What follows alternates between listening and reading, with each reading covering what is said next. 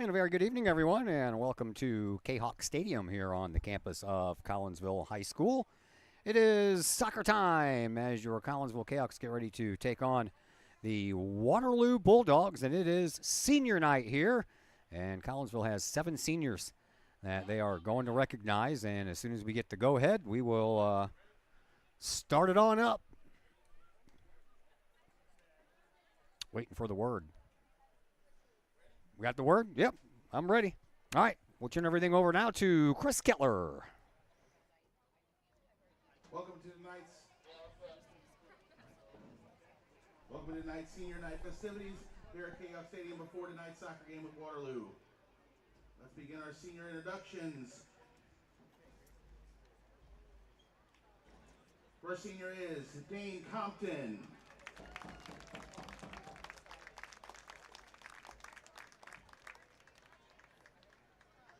Dane is the son of Leslie and Darren Compton. Dane is a defender for the Kahawks and wears number 2. He plans on attending a 4-year college with an undecided major.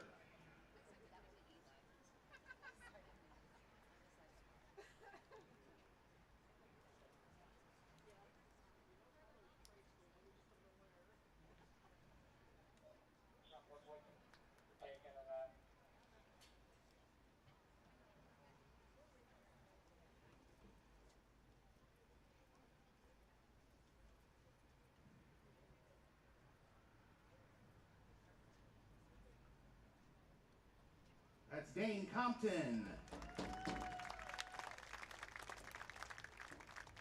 Our next senior is Trey Peterson.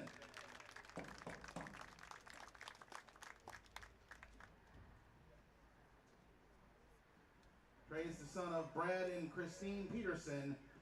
Trey is a forward for the Kahawks and wears number 3. He plans on attending a 4-year university to major in economics.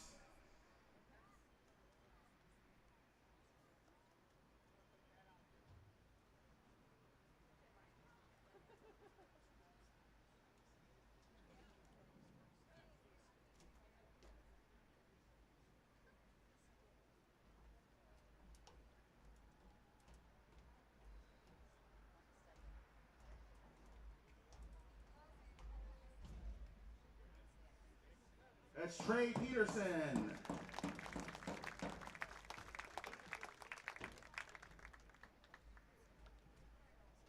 Our next senior is Adam Reiniger.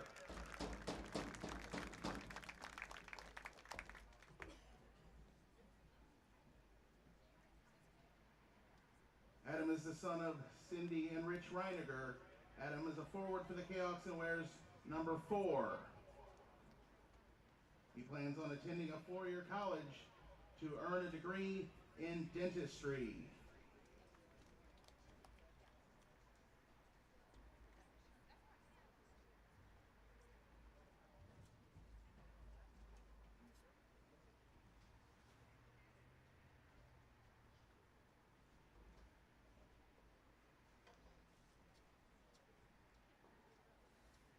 That's Adam Reiniger. The next senior is Landon Mahat.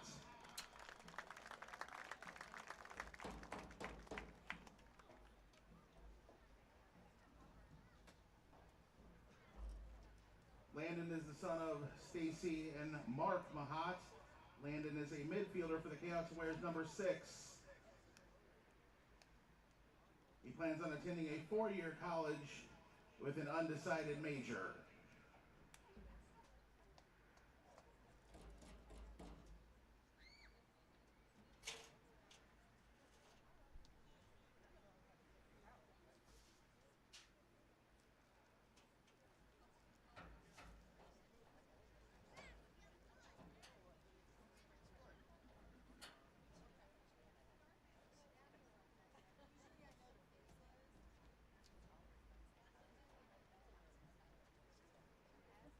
That's Landon Mahat.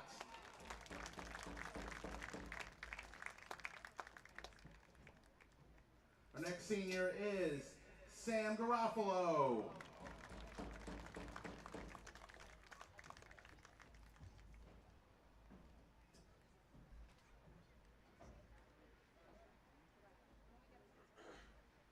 Sam is the son of Carmen and Bob Garofalo. Sam is a forward for the Kahawks and wears number 11. He plans on going to a four-year college with an undecided major.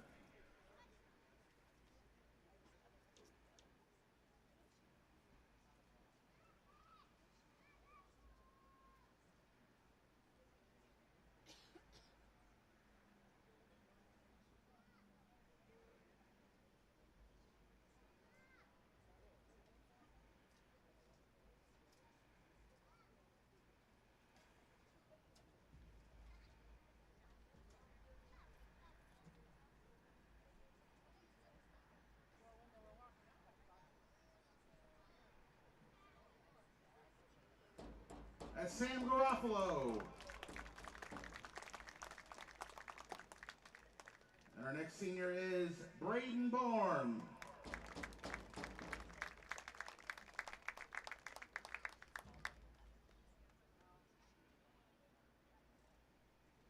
Braden is the son of Aaron and Brett Borm.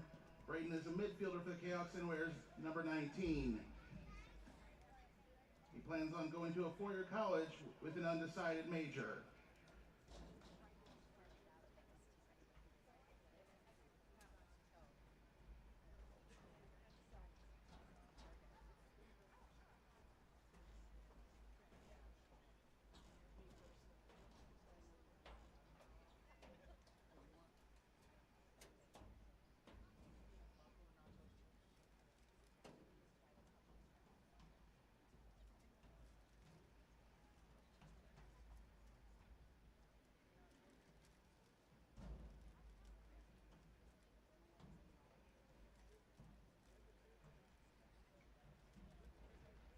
That's Braden Borm.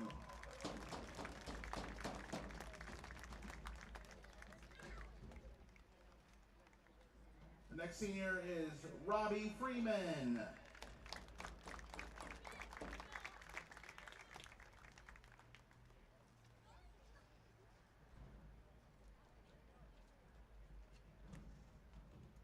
Robbie is the son of Jackie Freeman.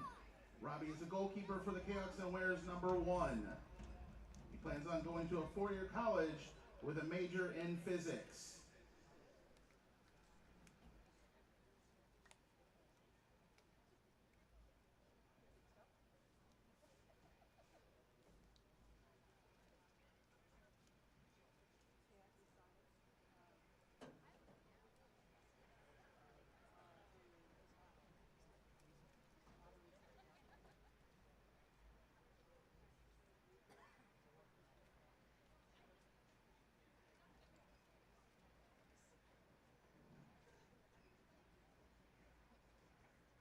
It's Robbie Freeman. And our next senior is Juan Gutierrez Ulloa.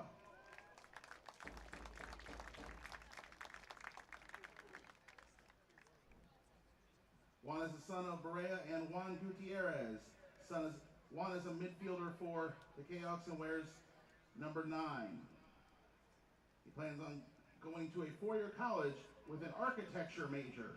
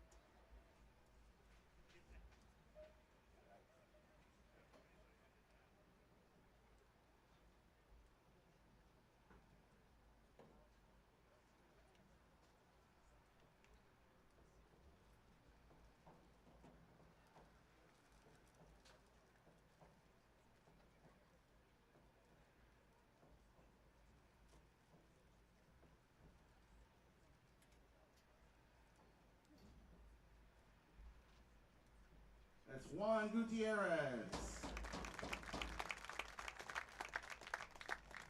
As a tribute to the 4 years of hard work, dedication, perseverance demonstrated by these 8 seniors, the Kahok Boys Soccer Program, supported by the Kahok Kickers Booster Club, would like to present each senior a shadow box containing a replica of their home purple jersey to commemorate their time as a Collinsville Kahok soccer player.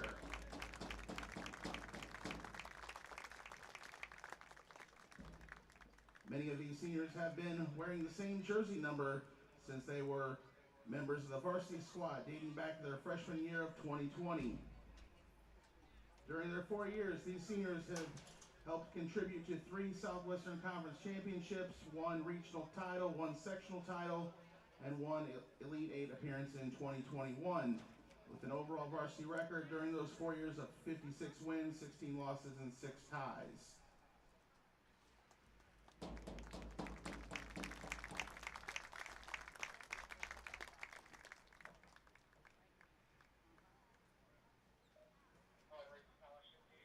Congratulations, seniors. Be proud of your accomplishment, and we hope you never forget the memories you've created as a member of the Kahok Boys Soccer Program.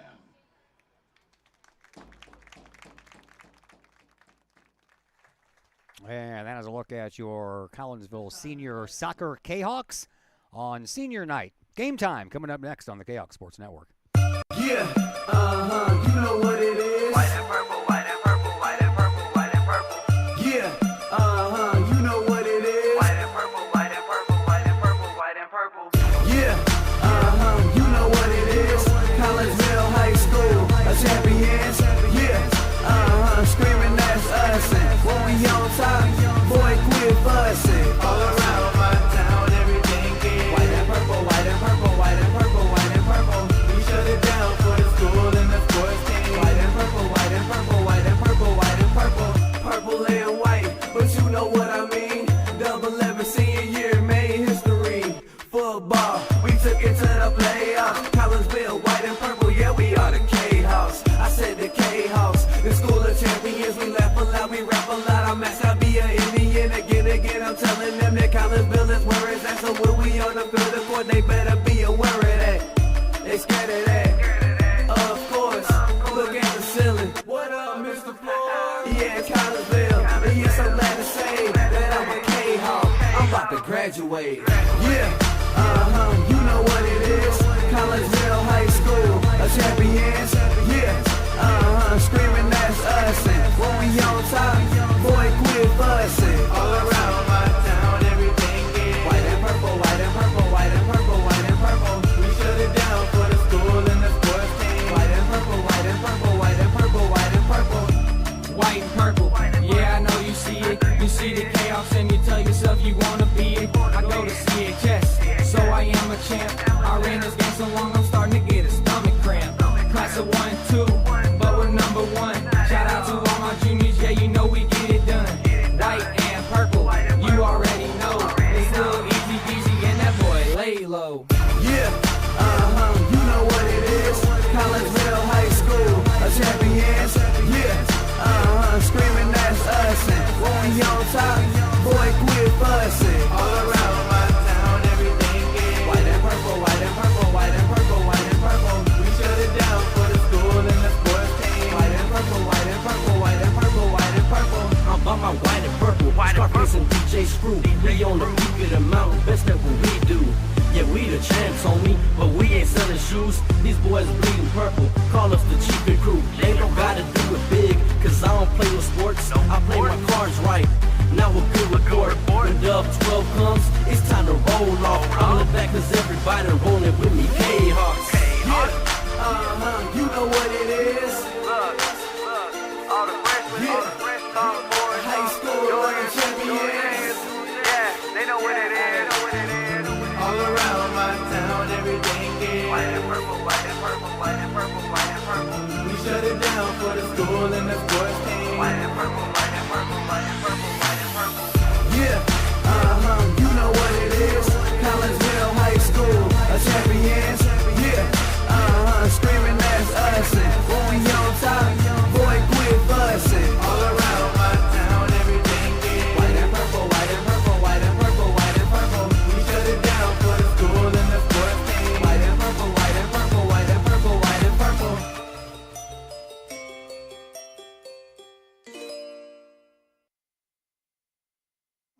And once again, very good evening, everyone, and welcome back to Kahok Stadium here on the campus of Collinsville High School.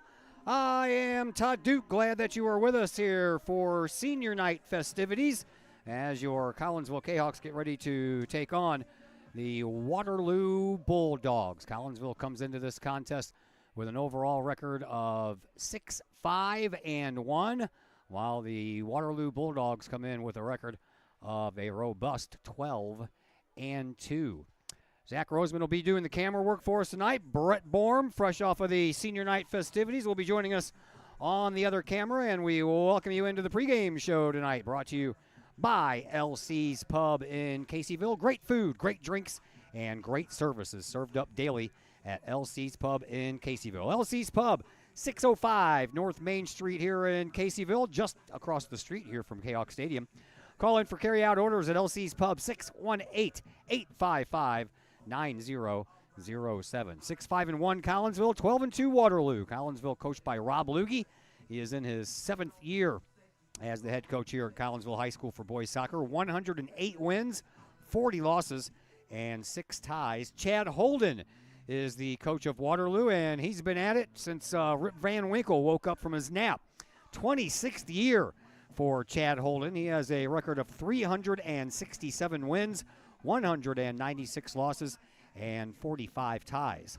Kahawks are coming off of a 1-1 performance in this past weekend's tournament at St. Louis University High School.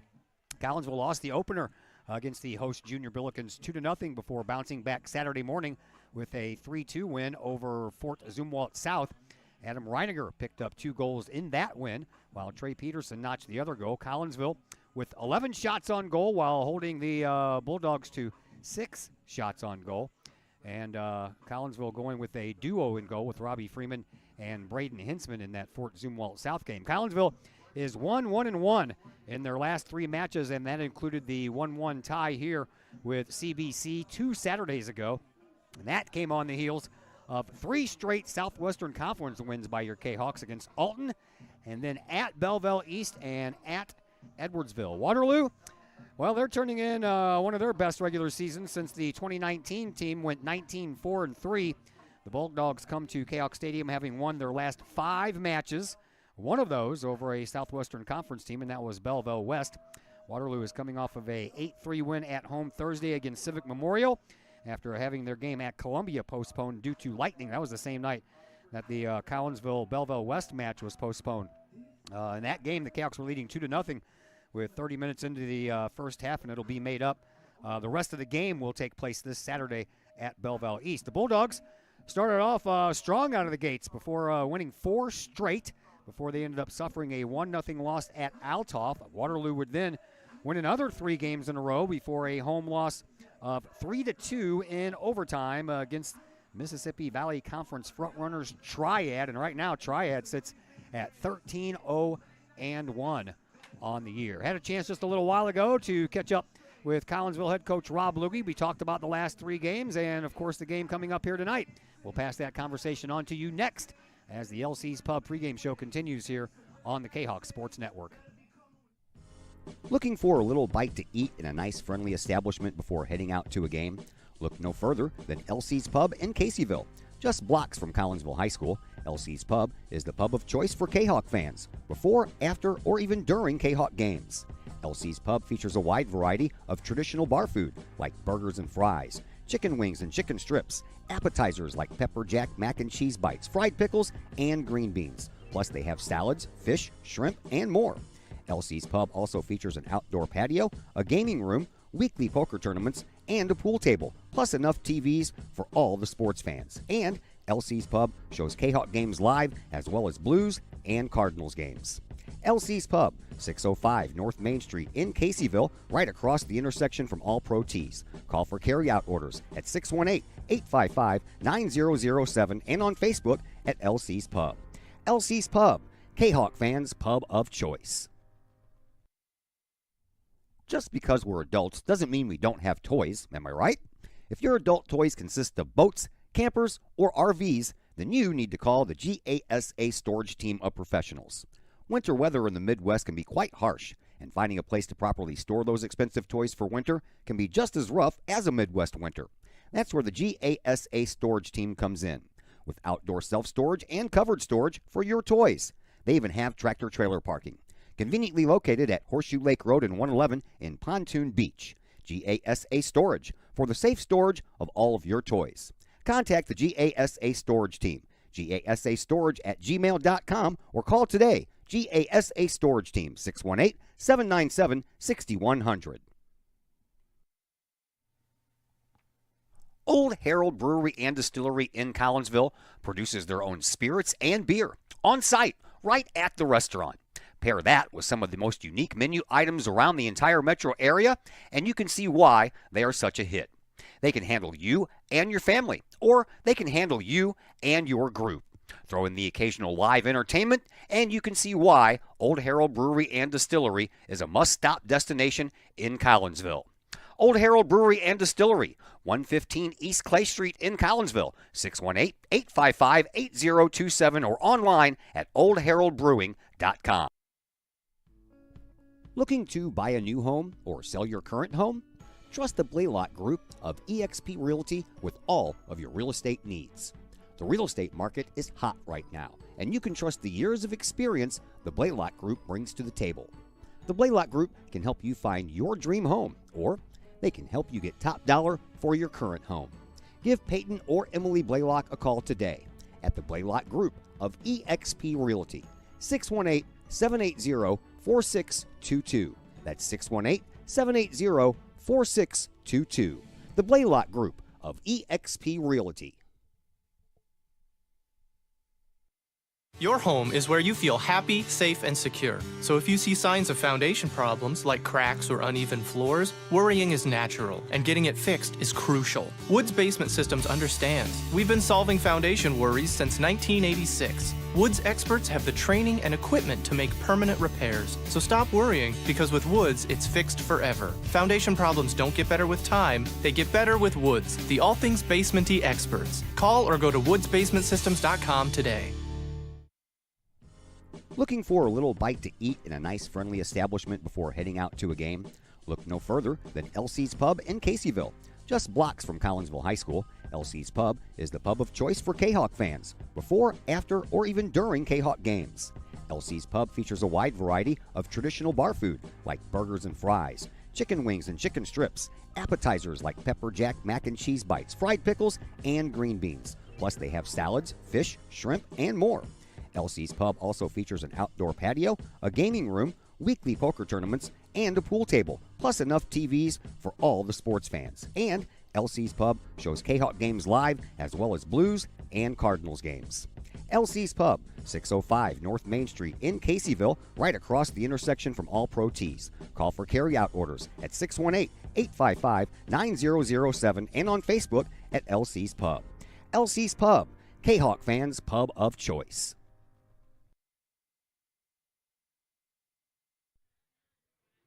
And we welcome you back into the LC's Pub pregame show here on the Kahok Sports Network.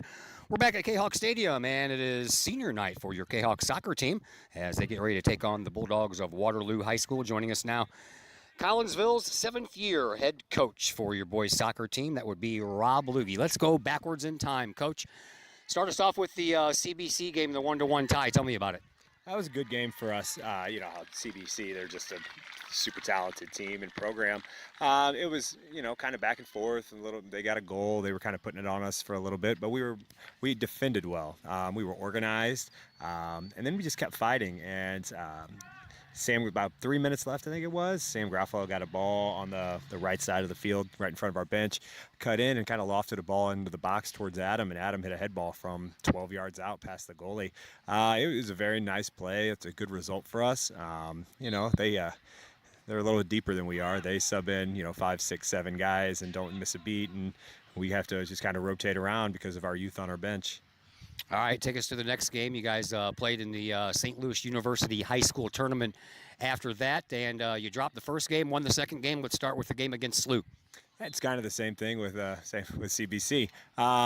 Again, they're a very good program with a lot of depth. They were able to, they're all talented players. They were able to keep the ball and kind of put us under pressure for about the first 25 minutes. I don't want to blame the homecoming parade. That kind of, but because they're a good team, that kind of. But the stuff like that, while it's fun for the boys and for everybody, it just kind of throws everything off.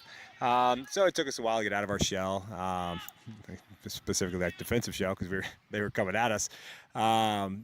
But once we got going, the game kind of evened out. Unfortunate for us, they got a goal in that first 25 minutes, and it was hard to kind of come back from that. While we were able to maintain possession for a few minutes at a time, we were never really able to generate any shots, like at least quality, opportunities.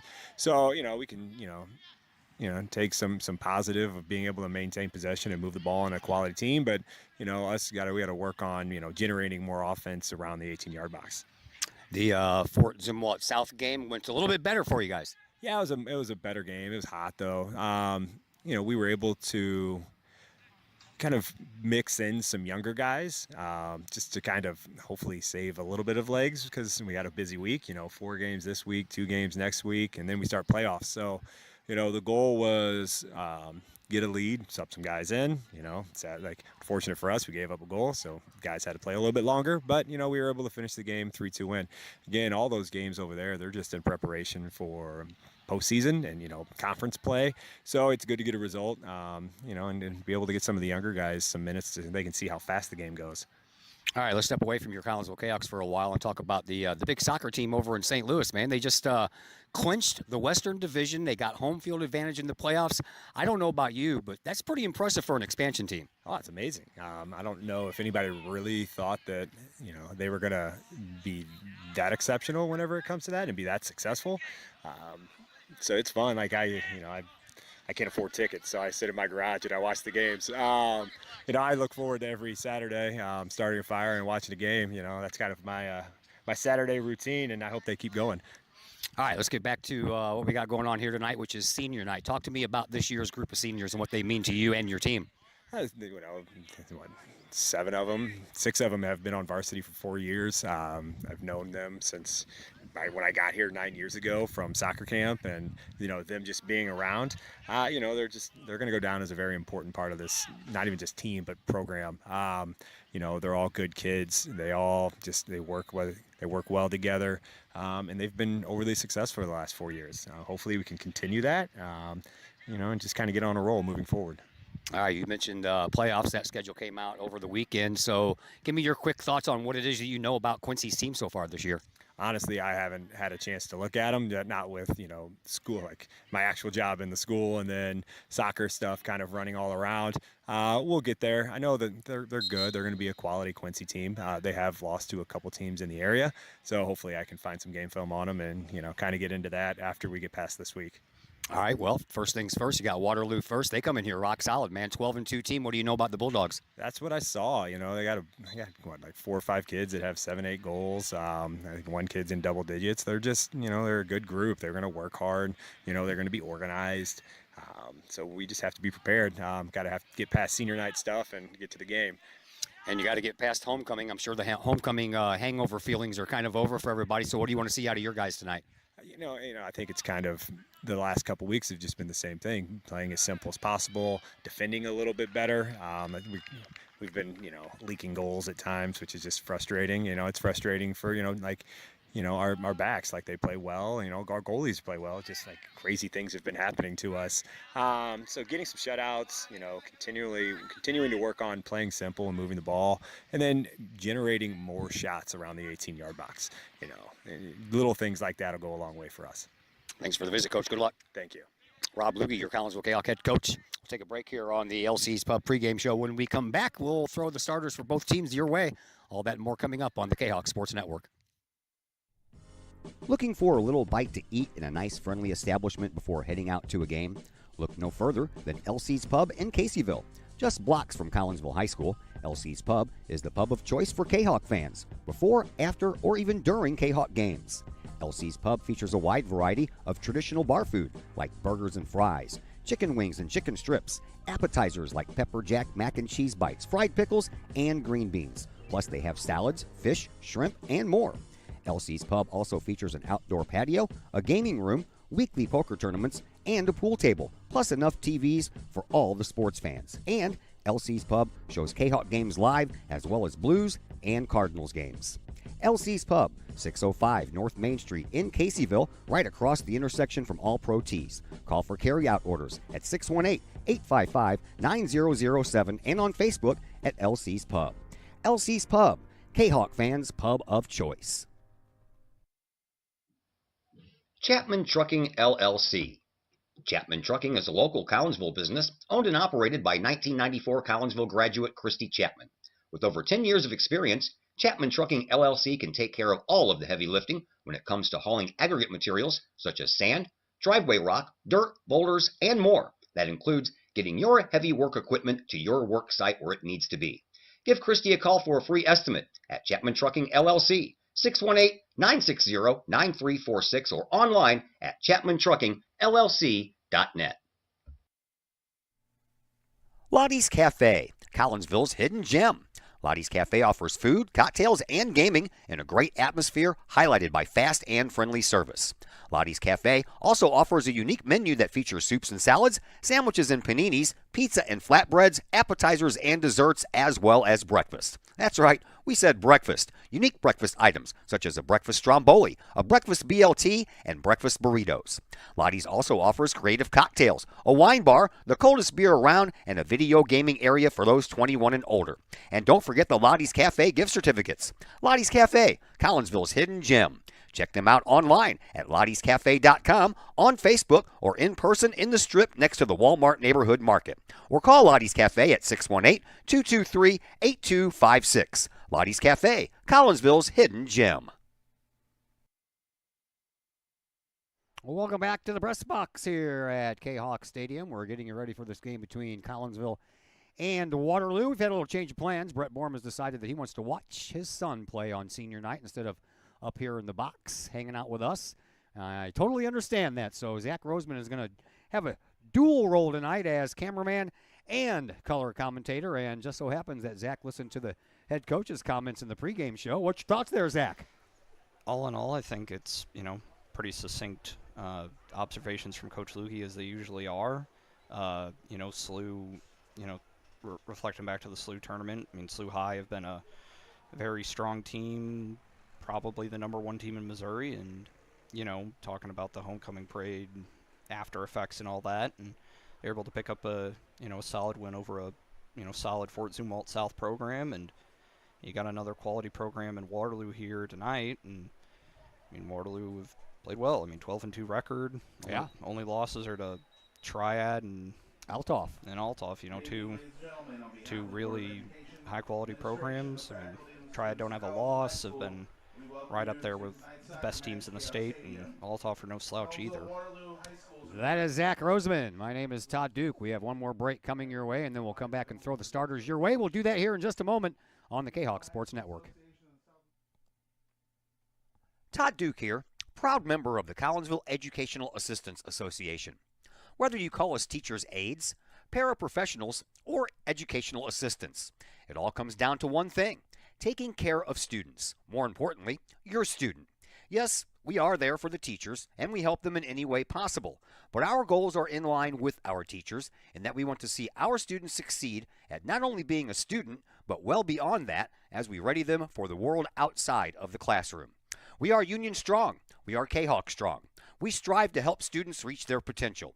We are the Collinsville Educational Assistance Association. Go Kahawks! Keep your ride shiny and clean with Extreme Details Vehicle Detailing in Collinsville.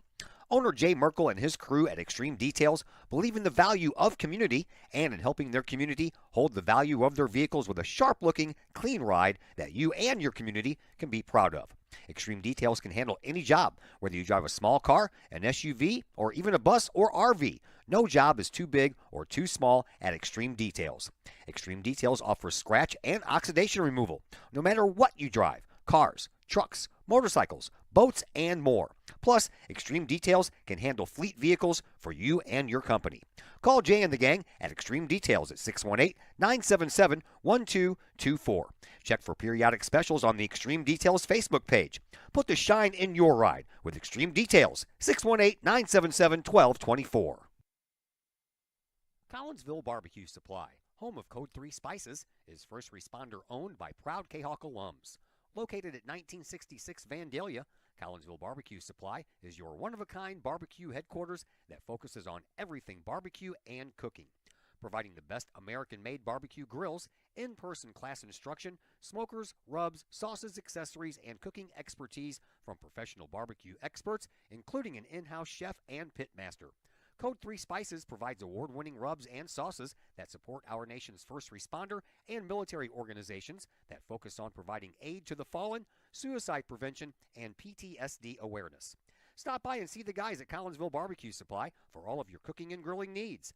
Collinsville Barbecue Supply, home of the 4-time World Championship Patriot Sauce.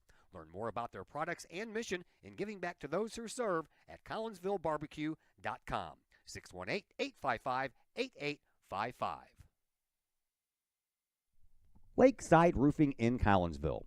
Let the professionals at Lakeside Roofing protect your most important investment, your home or business. Have the elements taken a toll on your roof system? Notice a leaking roof? Maybe it's time for a free roof inspection. Regular maintenance can extend the life of your roofing system by 10 years or more. Lakeside Roofing is your winning team for commercial and residential roofing systems. Lakeside All-Star professionals have installed, repaired, and maintained hundreds of roofs on both sides of the river.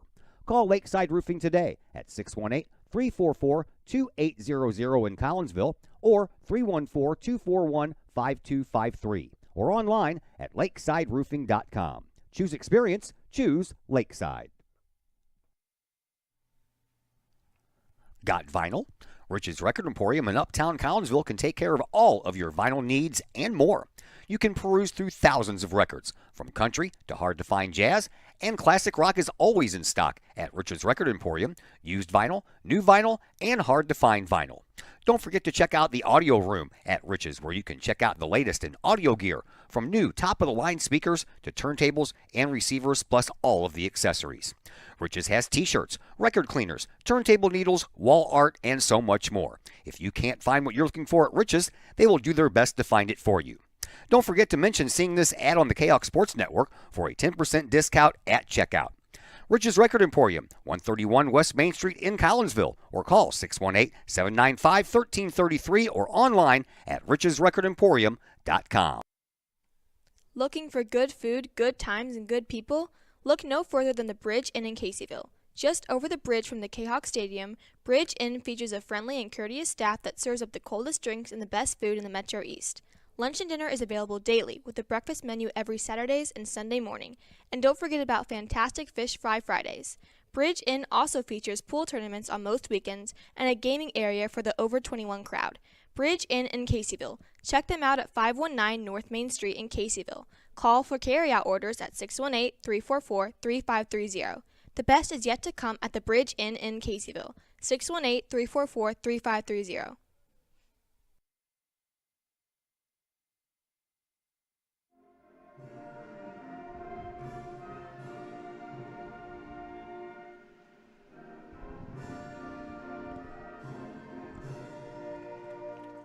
Once again, everybody, welcome back to Kahok Stadium. Todd Duke and Zach Roseman along with you as we are just about ready to go here between Collinsville and Waterloo. Here are your starters for Waterloo. Parker LaCroix, he is a sophomore, and he'll be playing in goal tonight in front of Parker LaCroix. You will find Brendan Eschman, Ty Kinzinger, Caden Willie, Trent Glanzer, Grant Ugie, Eli Schwer, Matthew Spolergic, Ethan Gardner, and Corbin Meister for Collinsville. It's a lot of seniors out there tonight. They're all going to start. Robbie Freeman will get the start in goal in front of Robbie.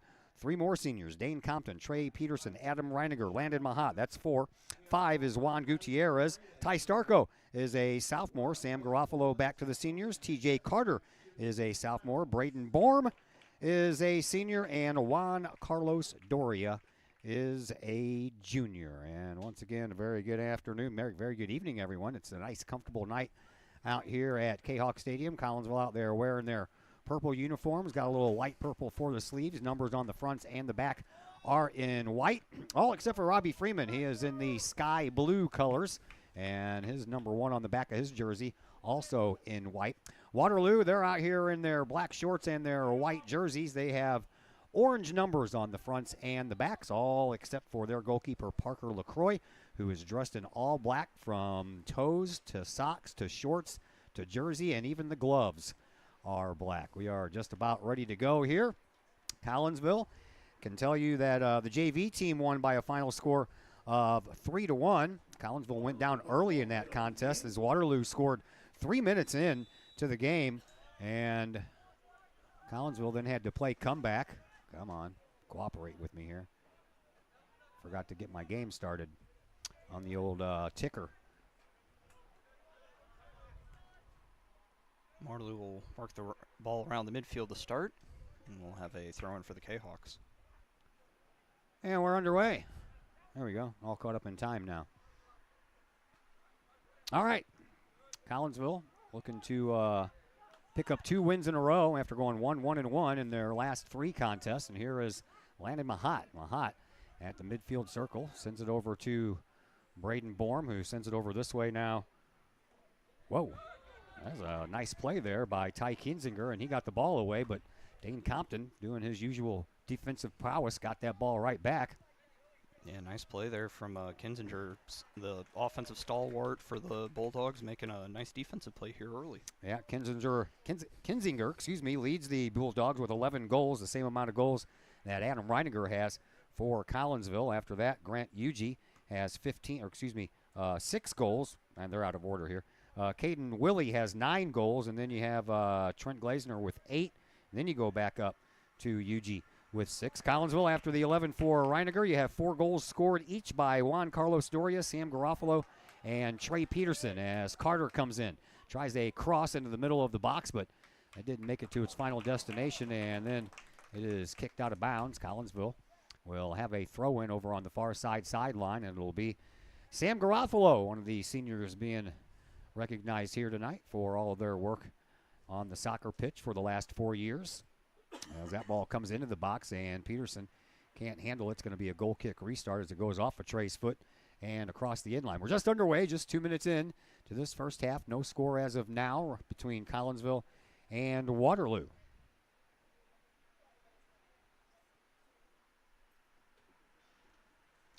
Goal kick restart handled by one of the defenders. Bounces all the way back out to midfield, and that is where Waterloo tries to take over. They get the ball all the way up the far sideline. Carter trying to play a little defense there. He does, and it's sent back over to the sidelines by Borm.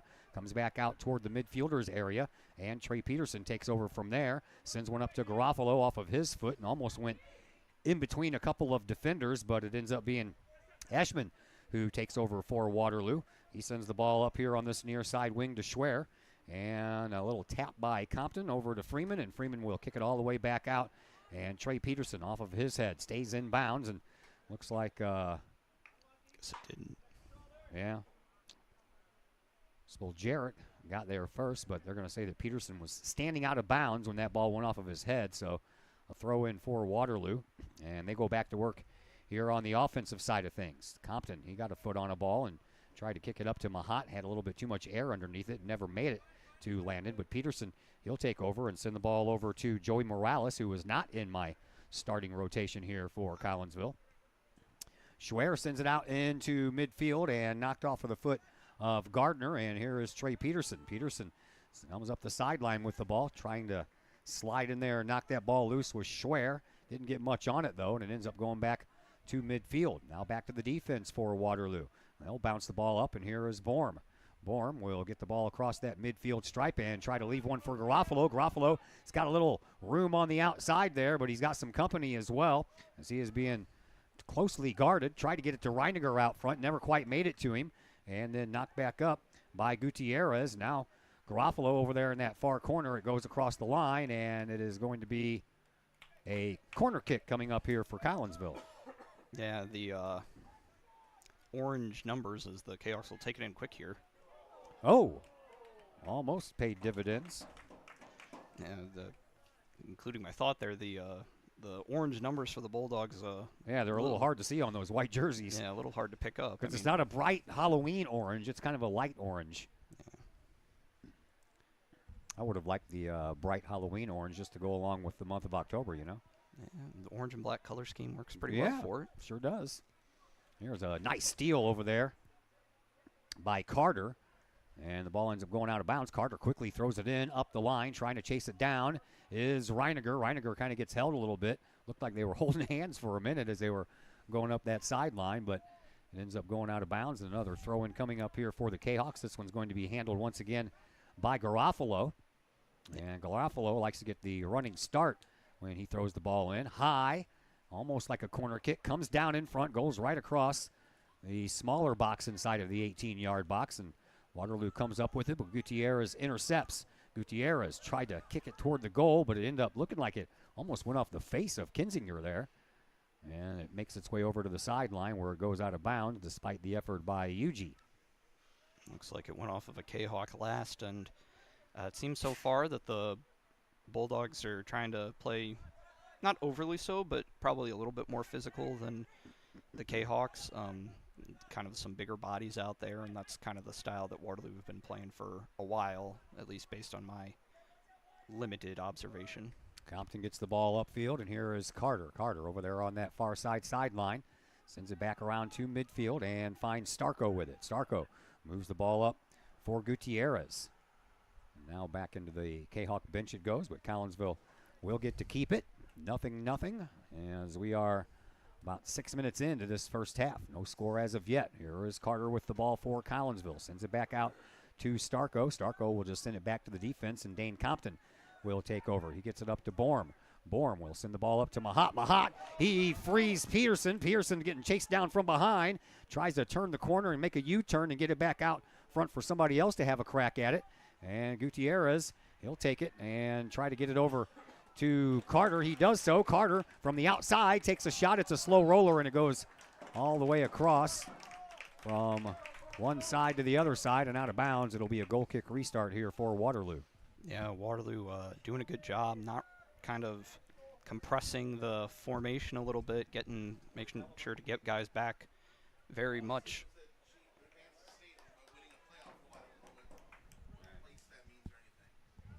When everything goes in that regard. Here is Garofalo coming in on the left wing just outside the 18-yard box, but that was a little too quick. He even turns around and says, slow it down, slow it down. Get it to me, slow it down. Yeah, I thought he was maybe asking for a foul, but I think you're probably right. Waterloo doing what some teams do, and just having one of their defenders usually doing the goal kick. Yeah, a lot of teams do that. Yeah, I guess it's a way to, as a goalie, you're not going to do that there super often. Peterson just outside the box looking for some help. Out front to Borm. Borm playing a midfield role today instead of his usual defensive spot. Over to Carter it goes. Carter over on the far sideline looking for a little help. Gets it to Reiniger. Reiniger and tried to get it back to Carter, but Carter's having a little trouble with it. But now he finds the handle on it, so to speak, and gets it back over to Reiniger. Knocked out of bounds. Collinsville will have a throw in. Reiniger will take it quickly. Well, he's going to let his players move up a little bit. Still a little undecisive there on the throw in. Into the corner of the box on the right side to Peterson. Peterson tries to settle it down. Rolled down his body and then off of his foot, and it kept on going after that. And he couldn't slow it down enough to get a shot on goal. Yeah, Kahawks with the possession and territory advantage early, but the Bulldogs have defended pretty well. They have. Collinsville on the attack once again. Over to Reiniger on that far sideline. Reiniger trying to cut across the middle and tried to little sidestep kick pass over to Peterson, but it never quite made it there. Into the middle. A handball, I guess, against Borm. Yeah, I didn't really see it, but came down off of his foot and hit his hand. I'm assuming that's what it was. Yeah. So a free kick from about 70 yards away for Waterloo, but instead they decide to pass it, and they send it over to Meister. And now Waterloo trying to get a little offensive push going. They haven't had a lot of success in that endeavor so far here in this contest. As Collinsville's got another opportunity. Trey Peterson comes racing up this right wing, and from the end line puts one up front off of a leg of one of the Waterloo players. Comes down the right way, out front Mahat with it. He takes a shot. That's blocked by the defense, and then Waterloo will send the ball back out to midfield. Takes a bounce, and Waterloo will stay with it. Here come the Bulldogs across the midfield stripe, but a nice play over there by Juan Gutierrez. Sends the ball back out into the offensive zone, but it didn't stay there for very long as it comes down right near midfield. Peterson gets tripped up. That's going to be a call, and it's going to go against Matthew Spolarczyk. Spoljaric. Spoljaric. I asked the coach before the game, but I have a hard time reading my hyphenations sometimes. Spol. I put a hyphen between SP and O. I should have just left it alone and went Spoljaric. Yep. There's a kick from there, and it comes down. Reiniger tries to get it in there, but a nice save by Parker LaCroix over there on that far side post. And Collinsville thwarted once again. We are 10 minutes into this first half. And out to midfield we go. Oh, so I guess I got to have the live score up on my screen for it to actually count down the time, as it looked like the time was stuck on 39 minutes. So sorry about that, folks. We have a whistle and a infraction of some kind against Collinsville. Well, looks like we're going to have another free kick for the Bulldogs right at midfield. You say, no, not me. No, not you. We're going to go with Brendan Eschman on the free kick. It's about 65 yards away from where they would like it to be. And on the way, and through the box, one bounce to Robbie Freeman. No harm, no foul there. Yeah, nice stuff. That's really Robbie's first time he's had to do much, as we're over 10 minutes in already.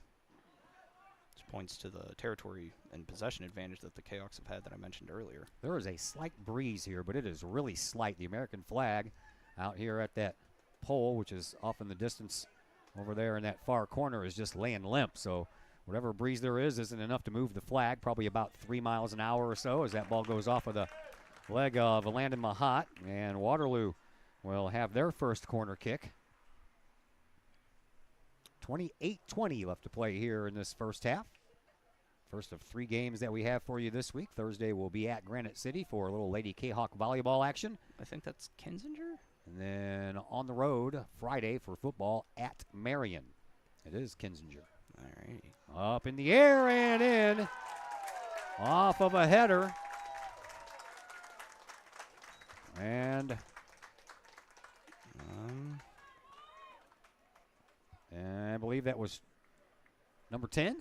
Maybe UG 12. Yeah, no, it's 17. Right? I didn't see him out there. He's not late. Isaac Lohman. Is that 17? So, yeah, Isaac Lohman scores his 7th goal of the year, and it's 1-0 in favor of Waterloo.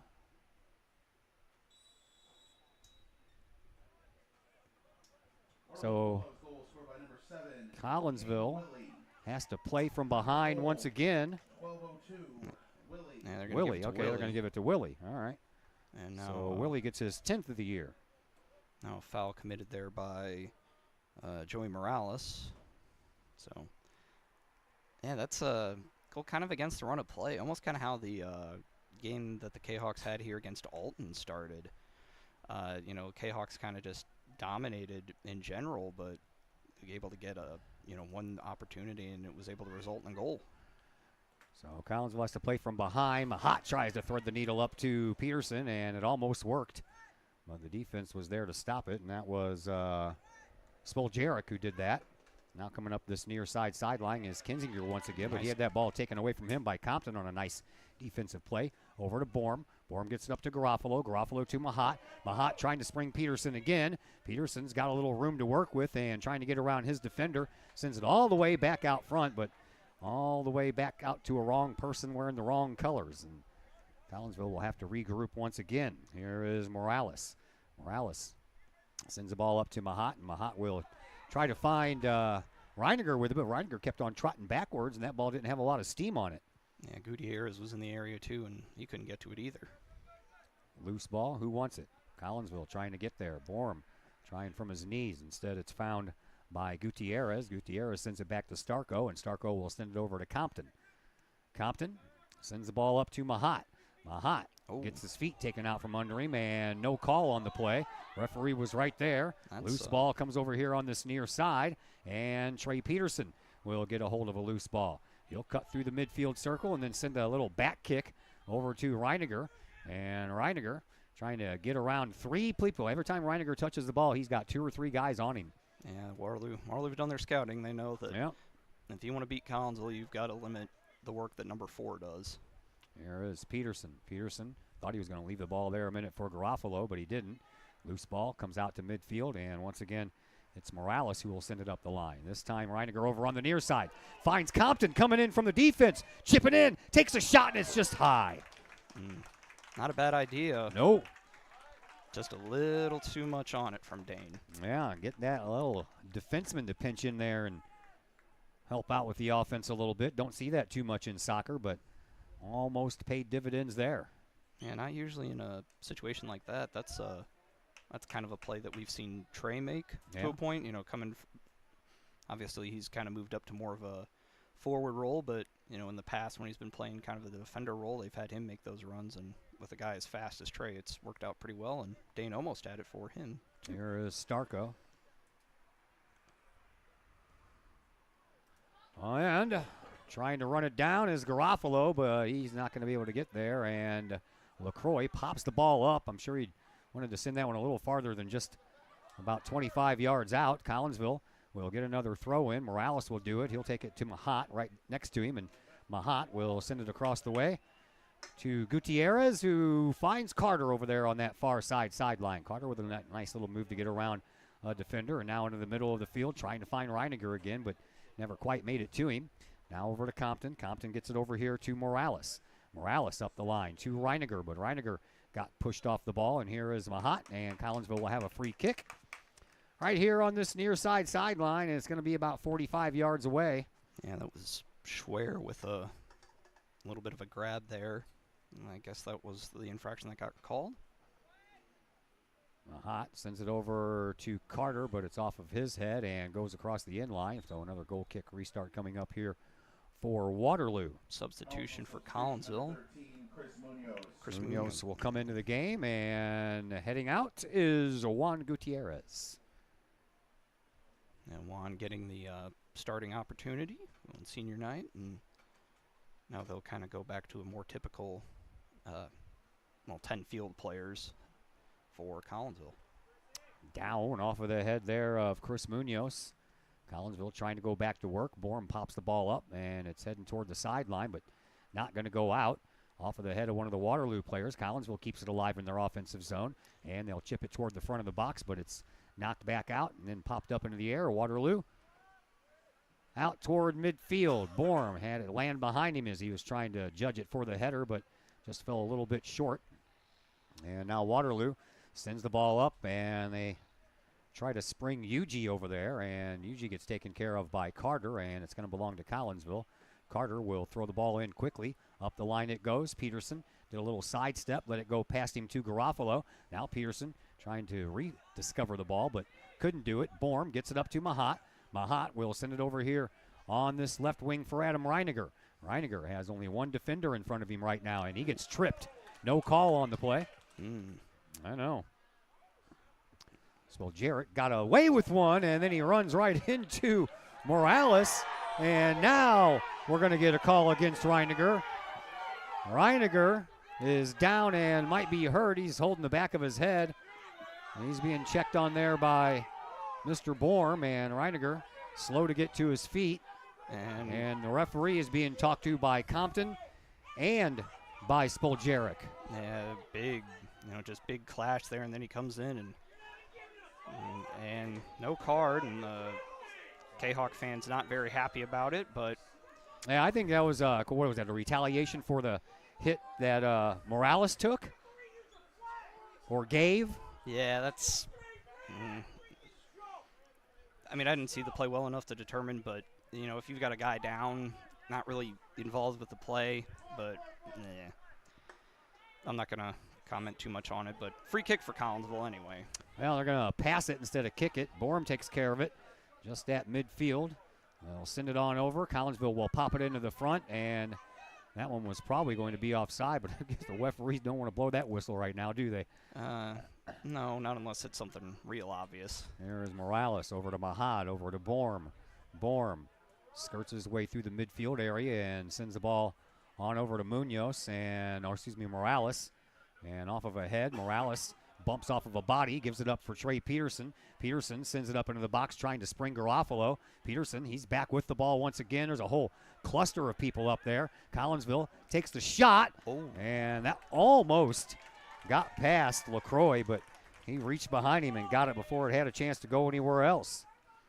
Yeah, I feel like a lot of what I've seen from, especially the upper echelon of the Mississippi Valley is that they're gonna play pretty hard. It's not the style that Waterloo and Triad.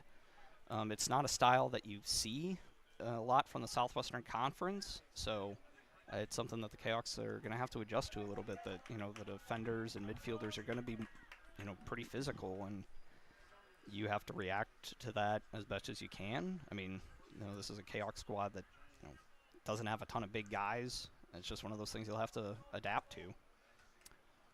So we are halfway through this first half, 1-0 in favor of Waterloo. On a goal by Willie off of a corner kick.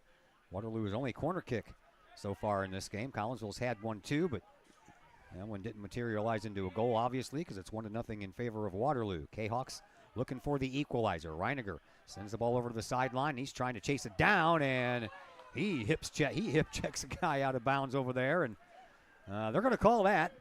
And it's going to be a free kick for the Bulldogs, but it's going to be from a long ways away. Yeah, it looks like they were going to call it a free kick. I was wondering if they were just going to call it out of bounds, but yeah, they did call the free kick. Nice hip check over there by Adam Reiniger. Yeah, we need to who is the hockey coach? I got to get him a hockey uniform. Yeah. See how well he can skate. Don't even know if he's ever been on a pair of skates. Popped up by LaCroix. All the way back out to midfield. Takes a Waterloo bounce, but finding it first is Carter. Carter sends it off of the body of Chris Munoz. And now Borm will send it back over to Carter. Carter heads his way up that sideline. He's got a little help over there with Garofalo breaking in on the right wing. He sends one up front, and Reiniger just couldn't get there in time. And that one is, I believe, going to go off of a Waterloo player, and Collinsville is going to have their second corner kick. I don't think Reiniger got a foot on that. I think the Waterloo player did first. And we'll have some subs here. Substitution number 24, Juan Carlos Doria. Juan Carlos Doria checks into the game. Number 11, Chase Wilson. Number 17. Chase Wilson and Isaac Lohman check into the game for Waterloo. As looks like Mahat is going to take this corner kick over here on this near side. See if Collinsville can get a goal off of a corner kick. It's high, and it goes off a Waterloo player and heads back out. Carter's the first one to get there, over to Garofalo. Garofalo trying to work his way back in the box. He can't. And then he tries to get the ball away. Actually, that's Doria over there doing all those yeoman's work. Back out to midfield we go. 17 and a half minutes and some change counting here in this first half. Nice play by Carter again, and Carter is looking at his hip or something as somebody hit him there, and he didn't get the number. Out to midfield we go for LaCroix once again, off of the head of Borm, but it comes down for a Waterloo player, and it is Gardner over on the far side. He couldn't handle it, so Doria comes up with it for the Kahawks, trying to spring a little step over there for Munoz. Munoz just outside the box now in, takes the shot, and LaCroix with another save. And right now, Collinsville winning the shots on goal battle 4-1, but it's Waterloo who has the one number that does count, and that's on the scoreboard. Bulldogs lead 1-0. We're under 17 minutes to go here in this first half. I'm Todd Duke. Zach Roseman on the camera and on the other microphone. We gave Brett Borm the night off. Well, he took the night off. Well. Let's be truthful. Here's Carter. Carter sends the ball over to the far side for Doria. Doria sees Reiniger racing up that far side. Reiniger gets it past his defender. LaCroix coming out, and he gets there right before Adam could. Yeah, LaCroix is a solid goalie. Looking at the stats here, got a goals against average of just over 1, so it's been a pretty solid option. And yeah, that Kahok fans don't love it, but I think that's the correct call. Yeah, Waterloo's only given up 13 goals on the year. That's 0.93 per game, so they're not even giving up a goal per game, while they're averaging scoring 4.4 goals per game. Collinsville comes in averaging scoring 2.4 while giving up about 1.7 per contest. Free kick here coming up for Waterloo, going to be about 50 yards away. It's not a Spoljaric should get it. Spoljaric. Spoljaric? I know, Maybe. it's tough, isn't it? Comes down for Waterloo in the midfield area, and then over on that far sideline. I thought that was out of bounds.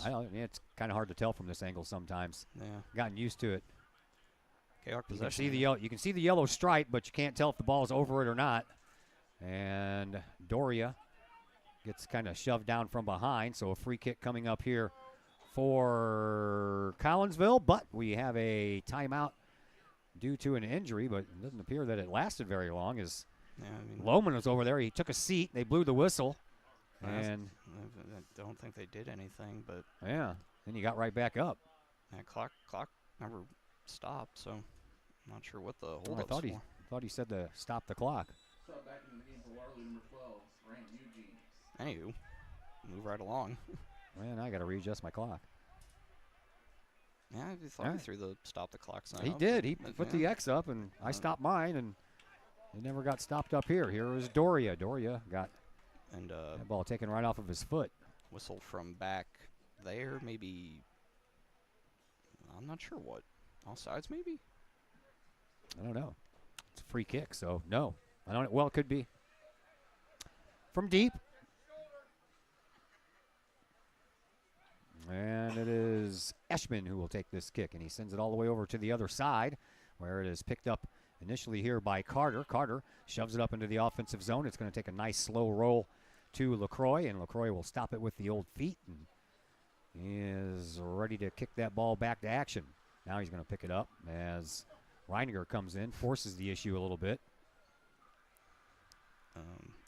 Yeah, I don't know. Just a little, maybe a little bit of gamesmanship. Yeah, I was there, going to say but, the same thing. But no harm. LaCroix wears number 55 on his jersey. Normally you see goalies either wearing zeros or ones. A 0, 1, occasionally like a 30. Yeah. 50, 55. A couple of more unusual numbers on this Waterloo roster. Yeah, maybe he's a Colton Parayko fan. Colt 55. Here's a shot. Oh, boy. That was mishit because that was just ripe for the picking right there, man. I don't know if he meant to try and like lob it Yeah. over Robbie, but whatever he was trying to do, it didn't get executed very well. It did not work, did it? Trey Peterson will come back in. Adam Reiniger will go to the bench and have himself a drink, get a little rest. 13 minutes left to play here in this first half. 1-0 in favor of Waterloo on a goal by Caden Willie. Willie picks up his 10th goal of the year, so now he's only one behind Kinzinger for the lead. Out to midfield we go, off of the head of Garofalo. Popped up, and Doria trying to track it down. He couldn't, but Trey Peterson does. And Peterson settles the ball down, then goes on a little run, and it banks off of his shins after the Waterloo player got there first, and Collinsville is going to keep it. And another throw-in coming up here for the Kahawks. Again, physical play from the Waterloo defenders there. Nothing malicious, but definitely physical. Another throw-in for Collinsville after that ball was kicked out of bounds. Here is Peterson, gets the throw-in right back and takes a shot toward the goal, but it goes wide of this near side post. Here at Collinsville, over here at this left side of the goal. 12 minutes left to play here in this first half. Got a little movement from the American flag now. Yeah, just a little bit. Kind of a cross slash to the right. Yeah, a little bit toward the press box, but more over toward LC's. Yeah. So. And a goal kick restart coming up here for Waterloo. In the air. Out to midfield it goes. Off of the head of Munoz, and then Waterloo will take over from there. Collinsville really has controlled much of the play in the offensive zones here, but Waterloo's the one with the lead. Sometimes you don't have to, you just have to make use of the opportunities you do get. Yeah. Waterloo've done that. Here is Peterson. Trey turns around, got a little bit of a cushion, sends the ball up to Doria. Doria trying to enter the box, tips a shot on goal, and that one just goes wide as well. So Collinsville Shooting the ball a little wide of that near side post. Maybe the wind kind of. The wind's not blowing that hard. I don't know, but another corner kick for the Kahawks. Corner kick number 3 here for Collinsville. And instead of a kick, it's a pass. Here is Mahat. And Mahat will send the ball way high, way wide. And that'll go over there all the way up against the fence on the corner of the track where the gate is. As Adam Reiniger will check back in. Doria to the bench. Substitution number 4, Adam Reiniger. Reiniger back in. And another goal kick restart coming up here for Collinsville. Or excuse me, for Waterloo. 10:20 left to play here in this first half. Out toward midfield it goes. And off of the head of Morales. Trying to find Garofalo. And Garofalo had that ball land in between him and one of the defenders, and he couldn't find it afterwards.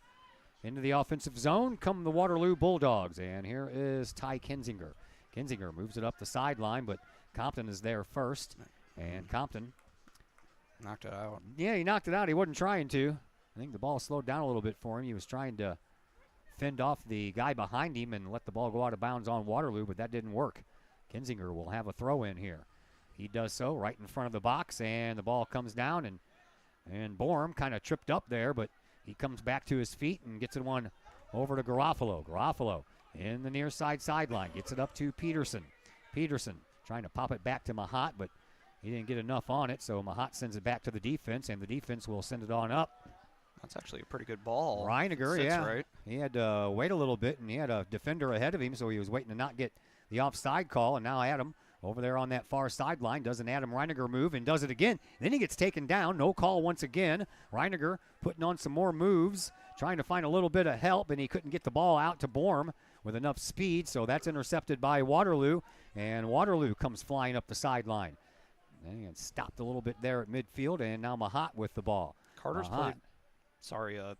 played pretty well there in that kind of defensive midfield role. He stopped a couple of chances for Waterloo to build something here, as we'll have another Kahawk throw in. Yep. Juan Carlos Doria checks back in. He'll take the place of Chris Munoz. Here is Dane Compton. Compton had a good chance at a goal earlier as he chipped it on the offense. Off of Peterson. Peterson gets it right back. Comes in, right side of the box, sends one, and that one's a save by LaCroix. They've had their chances. They have. Just haven't been able to Uh-oh. Yeah. Garofalo, barely got a hand onto the back of Spoljaric, but just enough for Spoljaric to go down, and referee didn't hesitate calling that one. We'll get set up here. I mean, I don't know that you can try and do too much differently as, if you're Collinsville. I mean, I feel like they've played all right. Just kind of had a little lapse on the corner kick, and that's something that Coach Lukey's talked about, just having, given up goals, just kind of defensive lapses, and generally they've played pretty well. As another ball up to LaCroix. Yeah, they've had a couple of missed shots over here on this near side post that was toward the goal, but not on goal. And a couple that have gone high and wide. So right now, Collinsville, 5 shots on goal to Waterloo's 1, but Waterloo's 1 shot on goal went in. As the ball lands at midfield on the feet of Mahat. Mahat gets the ball up to Doria. Doria trying to spring Peterson. Peterson from the outside off of LaCroix and on the top of the net. Yeah, good opportunity there. It'll be another corner kick for the Kahawks. This is 4 now. It is corner kick number 4. Waterloo got their goal off of a corner kick. Let's see if Collinsville can get the equalizer in the same manner. Far side corner. It's low and up front and off of the head of Reiniger and over the goal. So Collinsville, nice try by the Kahawks there on that corner kick. 6.5 minutes to play here in this first half. 1-0 in favor of Waterloo. Willie checks back into the game, and heading to the bench is Ty Singleton. Cardinal season ended yesterday. 71 and 91. Ugh. Yeah, that's probably down towards probably the worst season of my lifetime. Yeah, I haven't seen the Cardinals finish in last place since 1990, and that seems like it is a long time ago. That's over 30 years ago now. Yeah, the Blues are playing the Columbus Blue Jackets tonight, and they have 2 more preseason games left before their regular season gets underway. Here is Collinsville with a chance in front. Oh, just out of the reach of Sam Garofalo's right leg as he tried to kick that leg up and let it bounce off of his ankle, but it just wouldn't find the mark. And another shot that just goes a little wide, and Collinsville will have to go back to work here. 5.5 to go here in this first half. Of course, City SC, Western Conference champions. How about that? Yeah, it's been they've been doing pretty well. They had some guys out for injury and whatnot. But, oh yeah, but Klaus came back with a vengeance, man. Yeah, he's got 5 goals since he came back. Yeah, averaging pretty close to a goal a game. Yeah, as a Waterloo player goes down there. That was Willie, I think. Yeah, it sure was. Willie got kind of taken out from behind by Morales there, and I'm sure he would have wanted a call, but he didn't get one. That ball almost gets past the defense there for Waterloo, and that ball thought it hit his arm, but apparently it did not. And here once again is Willie. He has the only score of this game thus far, and once again Morales takes liberties and shoves Willie down, and again no call. That was Kinzinger, but yeah, same general situation. Throw in coming up here from Spoljaric, and that one goes off of a Waterloo player. Collinsville will have the throw in now. As we approach 4 minutes to go here in this first half, don't forget Woods Basement Systems halftime show coming up for you here in a few minutes. We'll see if we can scrounge up some other soccer scores for you if there are any. It's a Monday night. Not really sure who's playing, but ooh. I know Triad are playing Rochester tonight, which is kind of an interesting matchup. 2 pretty strong 2A programs. Senior night over across the way for the Lady Kahok tennis team as well. Yeah. We'll see if we can get a update from over there. I know that Kylie Bella Bradick was playing in sectional golf action up in Normal. I know that she's finished. We'll try to find out what exactly she's done. We know that she has advanced to state, but just not sure what's going on. Oh, from what I heard, after 12 holes, she was in first place today. Oh wow, really? Yeah, great run for Kylie. That's I'd have to go back through the archives, see the last time Collinsville had a state advancer in golf. Yeah. Here is Garofalo. Garofalo with a head of steam. Comes up, flying up this left side. He is into the box, and he gets bumped off the ball at the last moment. Another corner kick coming up here for Collinsville. This will be the 5th corner kick for the Kahawks here in this first half. And so far, they haven't gotten really much toward the goal on these corner kicks. Yeah. One of them was a corner pass. This one, low, outside, and it's popped straight up into the air. And Peterson trying to track it down. He can't quite get there, and then Mahat had a pass go his way, but he was a little late on the jump, and I think Morales just got a little bit too much mustard on that ball, and Mahat didn't have a chance to get it. Yeah, Landon got caught a little flat-footed. Waterloo will make a sub here. Waterloo substitution number 6, Connor Stevens in. Connor Stevens, sophomore midfielder. Heading to the bench is Caden Willie, and he's got a little bit of a limp as he heads to the bench. Here is Garofalo. He tried to plant one up in front of the rocks for Reiniger, but it never made it that far. Here is Starko. Coming up on 2 minutes to play here in this first half. 1-0 in favor of Waterloo. On a goal about 12 minutes into this game. Here is Borm. Borm sends it up for Reiniger on the far sideline. Reiniger looks, sends one into the box, trying to find Garofalo, but the defender for Waterloo gets there first. Mahat got there second and put the ball down on the ground, but unfortunately no one wearing the purple and the white there to do anything with it. Now Bourne with a nice defensive play, trying to get the ball away from Gardner. And now Mahat, he does so. Gets it over to Doria. Doria tries to send it up to Peterson, and off of a ankle and all the way back out toward goal for LaCroix. LaCroix, 921 minutes. He's 11-2, 4 solo shutouts to his credit this year. Zach mentioned the goals against average, 1.04, and his save percentage is right at 78%. Yeah, that's solid numbers for a goalie. Yeah. Robbie Freeman at the other net, 525 minutes on the year, 4 and 3, a couple of shutouts. He has a 1.37 goals against average, and his save percentage is right at 73%. Down from a hot, coming up 45 seconds to go. We'll see if the Kahawks can get anything going here. Yeah. Doria couldn't track down the ball. Waterloo does. They'll come back on the offensive attack. They got a guy over there. Nice job by Starko to poke that ball right behind the Waterloo bench and keep any kind of an offensive push from happening. But Waterloo, they're going to have a throw in from all the way over there at the far side, right at the end of their bench. Took a while for them to get to the ball, Yeah. so not in a huge hurry. Lost about 10, 12 seconds there. Bulldogs with the ball. Collinsville trying to keep that 1-0 lead right where it is. And a free kick coming up here for Waterloo. They got to get guys back.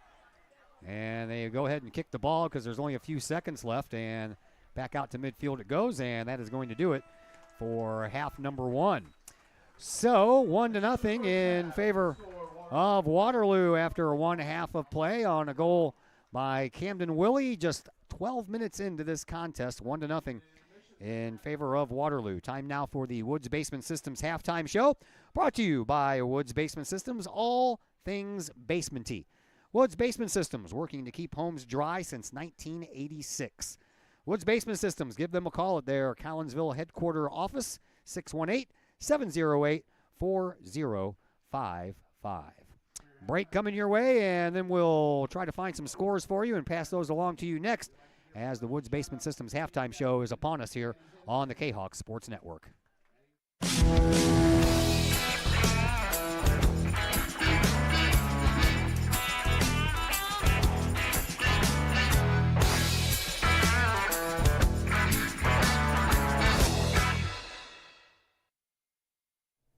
Herald Square and Cold Herald, two great additions to the Collinsville landscape. Next to the Old Herald Brewery and Distillery, Herald Square is a new outdoor multi-use event space in Collinsville. Concerts, fun and games, farmer markets, and so much more. Herald Square, a great space for Collinsville's future. And, just off the square's turf, Cold Herald, old-fashioned scooped ice cream gelato, house-made recipes, and premium-sourced product. If you're over 21, ask about the good stuff at Cold Herald. Watch Collinsville grow. Herald Square and Cold Herald, two great new additions, only in Collinsville, Illinois. First National Bank of Waterloo, with over 100 years serving the Metro East. Visit First National Bank of Waterloo at their Maryville or Collinsville locations for all of your banking, mortgage, and lending needs. Why? Super low closing costs, low construction loan rates, and they do so much to support our local communities. When you need a loan, call the Collinsville team at First National Bank of Waterloo at 618-345-1121. Or visit their Maryville or Collinsville locations or online at fnbwaterloo.bank. First National Bank of Waterloo, member FDIC, and equal housing lender. Mike's Automotive in Collinsville is a T3 certified tire dealer and so much more. Sure, Mike's Automotive has tires. They can also help with making sure your entire vehicle is road ready, from belts and hoses to preventative maintenance like oil changes and tire rotation. Plus a lot more than that. Mike's Automotive has 3 locations to choose from.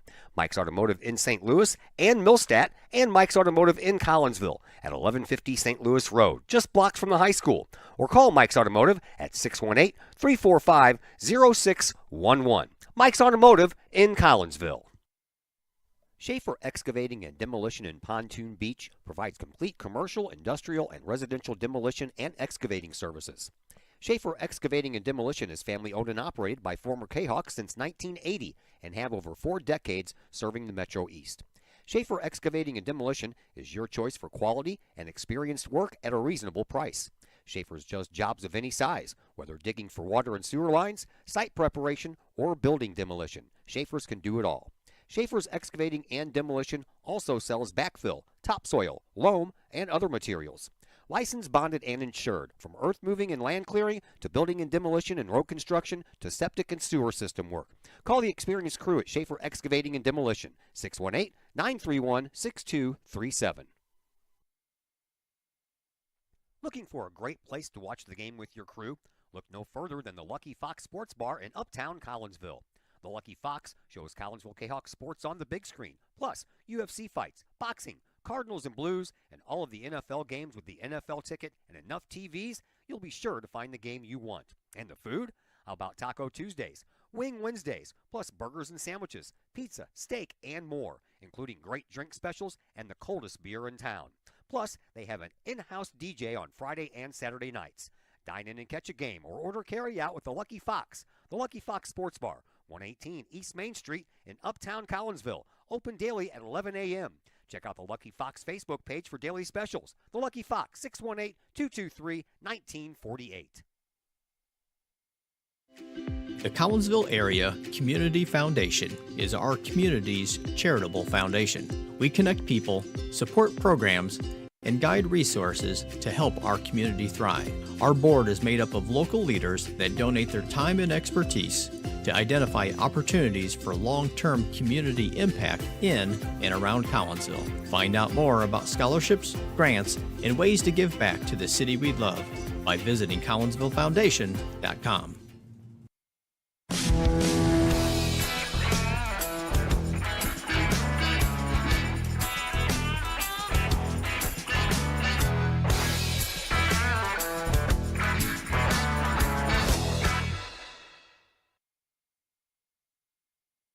Welcome back into the Woods Basement Systems halftime show here on the Kahok Sports Network. Well, we are a little confused. We know that Kylie Bella-Bradick shot an 82 today in sectional play. We were told that she was advancing to the state finals, but now all of a sudden her name disappeared off of the list on the IHSA page, so we are not really sure at this point. But we can tell you that Triad is beating Rochester in soccer by a score of 3-2 with 5 minutes left to play in that contest. I guess it wasn't senior night for them because they're way ahead of us.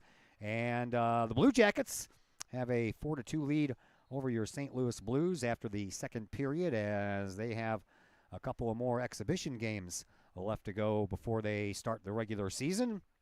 And yeah, I guess I've got one more. Those of you NFL fans, Monday Night Football, Seahawks 0, Giants 0. A 0-0 game between two of the not-so-good teams in the NFL this year. All right, that's going to do it for the Woods Basement Systems halftime show. When we come back, second half action, that'll be coming your way next on the Kahok Sports Network.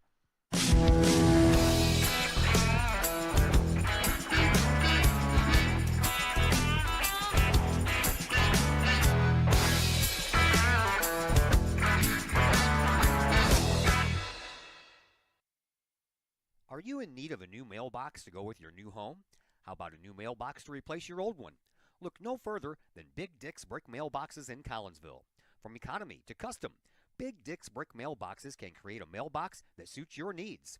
Big Dick's Brick Mailboxes is licensed and insured. They use only high-quality materials and offer a satisfaction guarantee policy. Big Dick's Brick Mailboxes can also make your very own axe throwing set, hanging or standing. Whether you need that axe throwing set or a new mailbox, you need Big Dick's Brick Mailboxes in Collinsville. For more information, get a hold of Big Dick's Brick Mailboxes at 618-680-0208 or online at needanewmailbox.com.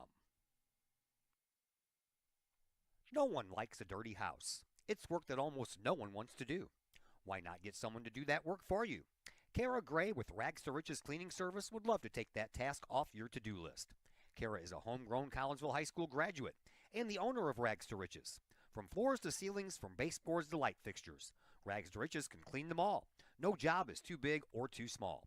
Call Kara Gray at Rags to Riches Cleaning Service to schedule a free estimate today at 618-979-9634 or visit Rags to Riches Cleaning Service on Facebook. All Pro Tees in Caseyville is your place for custom apparel and has been for over 20 years now. Why? All Pro Tees can handle any size project, big or small, and they specialize in large group orders. At All Pro Tees, quality is number one on their list of priorities, as is evident by their excellent service staff. Did we mention All Pro Tees has over 20 years of experience? They can even help with fundraisers and event merchandising for your group. And of course, All Pro Tees is your destination for everything Collinsville Kahawks. So for all of your apparel needs, for civic groups, sports teams, business outings, or even a family reunion, your apparel needs stop at All Pro Tees.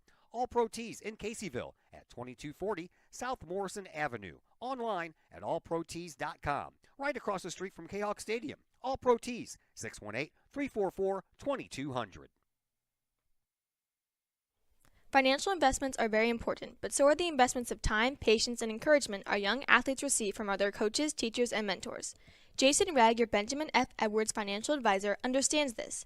That's why Jason Ragg is a proud supporter of your Collinsville Kahawks and the Kahawk Sports Network, as well as the Kahawk Educator of the Month Award. For all of your investment needs, see financial advisor and investment vice president Jason Ragg at the Benjamin F. Edwards office in Edwardsville at 1012 Plummer Drive, or call Jason Ragg at 618-307-7048, or visit benjaminfedwards.com. Benjamin F. Edwards, members SIPC.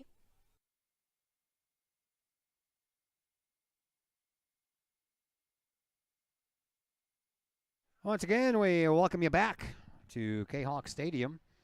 We just found out that, yes, Kylie Bella-Bradick did make it to the state. And Collinsville will get the ball first here to start the second half. And we are underway in half number 2. Collinsville trails 1-0. Caden Willie scored a goal in the first 12 minutes of this half, or first half, and that's where we stand right now, 1-0 in favor of Waterloo. Last game we did was at Edwardsville, and Collinsville really came out flying in that game in the second half and put up 3 unanswered goals against the Edwardsville Tigers. So we'll see if they can accomplish the same thing here against the Waterloo Bulldogs as we're underway here in the second half. And Collinsville shooting at the goal to your right now, as this one will go back to Robbie Freeman. He'll take care of it quite easily. And Starko now with the ball for Collinsville. Starko will send it on up to Borm, who tries to find Carter over here on this near side. Knocked out of bounds. Carter with a throw-in coming up. And get that back up there. Else everybody's going to be confused again. Here's Reiniger. Reiniger trying to split the defense. He can't get there. Boy, I tell you what, he was ping-ponged all over the place, and LaCroix came out and jumped on that ball, and looks like LaCroix may be hurt a little bit. Yeah, I'm not sure if maybe Adam stepped on him. Not sure either, or if he landed on the ball wrong and he knocked the wind out of himself. I don't know. Now we're going to stop the clock as we have an injury timeout, so we are going to let LaCroix get paid attention to here, and then we are going to take a break. City of Collinsville, I owe you one because I cut it off too early, and we'll be back in just a minute on the Kahawk Sports Network. We love to have you come work for the City of Collinsville. We have many positions available, from seasonal jobs to full-time opportunities in many of our departments.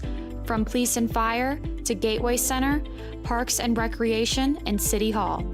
Our employees enjoy great benefits like comprehensive medical plans, paid time off, tuition reimbursement, and more. Visit the city's website, collinsvilleil.org, to apply and learn more about working for the City of Collinsville.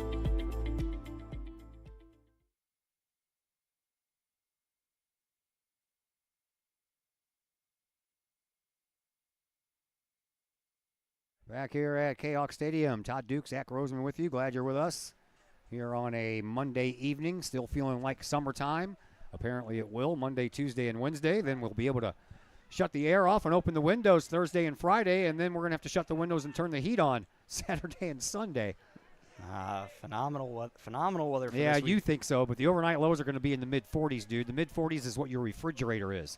You sit in your refrigerator for a couple of hours and tell me how you feel afterwards. Fantastic. Yeah, that's you. You're one of those guys who doesn't like the heat, and I'm one of those guys who doesn't like the cold.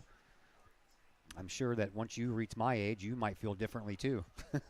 Well, we'll see. Well, you know, that's when things start to shrink up, man. Your veins start to shrink, your skin starts to shrivel a little bit, and you get a little colder when you get a little older.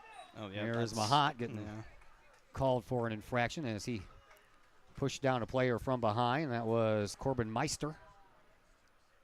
And LaCroix, he was all right. Even though he was on the ground, they let him stay in the game.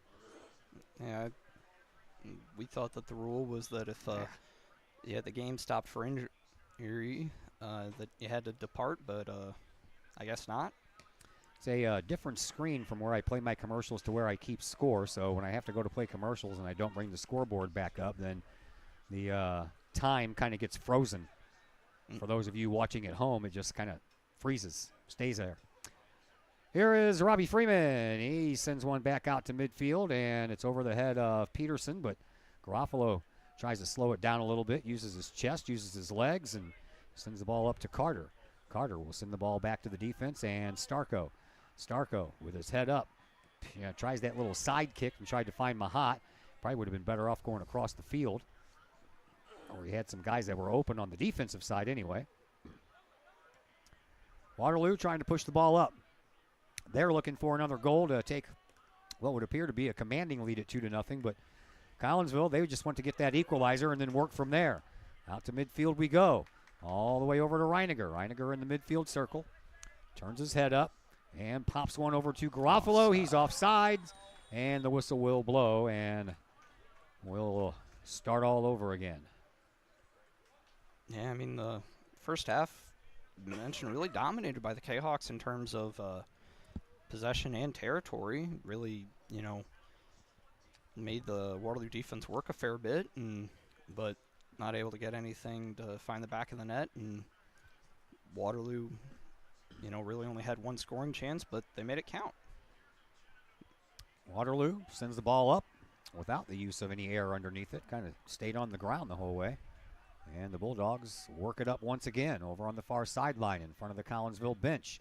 Loose ball kicked into the Kahawk bench. Kahawk say it's their ball, and the referee agrees. They'll quickly throw it in. Here's Garofalo. Garofalo sends the ball up the sideline, trying to retreat it. Now looking for a little help to arrive. And he sends one into the middle, trying to find Mahat, but that never made it to him. And now a ball that'll spin out of bounds here, and it'll be a throw-in by Carter. He'll quickly throw it into Starko. And Starko tries to send one up into the box, but that's headed back out by Waterloo. And then the Bulldogs will send it back out toward midfield. Borum keeps it down in the offensive zone for a second, but now the Bulldogs take control of it and send it back into their offensive zone. That skips past everybody, and Freeman will have no problems there. So congratulations to Kylie Bella-Bradick making it to the state finals in girls golf, and that will take place Saturday.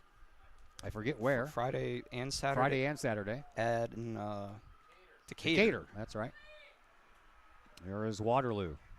I have to do some homework for you to find out when's the last time a Lady Kahawk golfer made it to state in golf. I'm not sure if it's ever happened. I can't think of anybody in my time. Or actually, no. Claire Rendelman, I think. Okay. So that was just a few years ago. Yeah. But before that, I don't know that I can think of anybody else. Here is Peterson, who again touched that ball while he was on the other side of the yellow stripe. And it'll be a throw-in coming up here for Waterloo. Right below our location. And taken by Meister. Out front. Nice move. Yeah, Waterloo and Glazner. Out all the way back out to midfield to Eschman. Eschman gets it up to a teammate over on that far sideline, but Collinsville pokes the ball away. I believe that was Doria, if I'm not mistaken. Nope, that would be Morales. All I saw was the two. One wears 22, one wears 24. Mm-hmm. Out of bounds we go again. Waterloo with a throw in deep inside their offensive part of the field. Sydney Carroll, the freshman head coach for your Collinsville soccer program, due to come up and join us here as that ball is going to roll out of bounds. Trey Peterson will have a throw in. He asked for the ball quickly from the ball boy here. Starko, he's with it. And out at midfield, chips it over to Borm. Borm chips it back over to Starko. Starko with his head up, looking for somewhere to pass it to. Finds Chris Munoz. Munoz over on the far side finds Morales, and then up trying to find Garofalo, just couldn't do it. And now a offside call against Waterloo. Kahawks will move quickly. Nice moves there by, I can't quite tell who that was. Hard to, isn't it? Yeah. Yeah. Munoz, I think. Now that I got a clearer look at the number. Sometimes the body positioning doesn't bode very well for trying to find numbers. That'll be a... That goes over the line, and it's going to be a corner kick coming up here for Collinsville. This will be their 6th corner kick of this contest, but they have yet to capitalize on them. Waterloo just had the one. Yep. That ball is low, and it's down, and LaCroix makes a save. Collinsville outshot Waterloo in that first half 5-1, but have yet to get a goal. That was the only shot on goal for Waterloo, and it went through. Collinsville has played pretty well, but Waterloo doing a good job playing some defense. And just not doing anything super complicated. They defended well, and really Collinsville has defended well too, apart from that one sequence. Collinsville, by the way, is 4-0 against Waterloo in boys soccer, at least since 1999. The first matchup was in 2007. Collinsville won that one 4-1 as LaCroix comes out and takes a bouncing ball. And then the last 3 years these two teams have met, and Collinsville has won all of them. Won last year 2-0. Trey Peterson and Mikey Suarez had goals. And Waterloo only had 3 shots on goal in that game. 2021, Collinsville won again 2-1. Reiniger had a goal in that one, and the same score in 2020 of 2-1. Waterloo trying to pick up that first win as they come in, and feet got tangled up. No call on the play.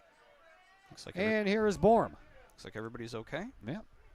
Borm sends it up the line trying to spring Trey Peterson, but he had a little bit too much bend on that ball, and it landed across the yellow line and out of bounds.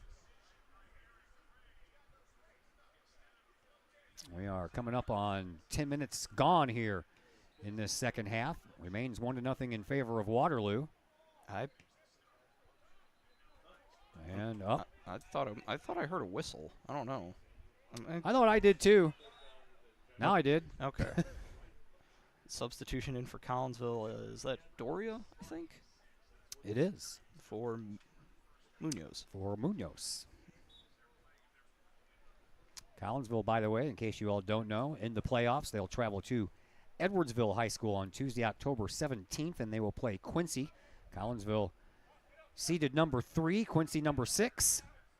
And the regional semifinal gets underway at 7 p.m. After the matchup between Edwardsville and... Well, they have to wait. The winner of Springfield and Alton.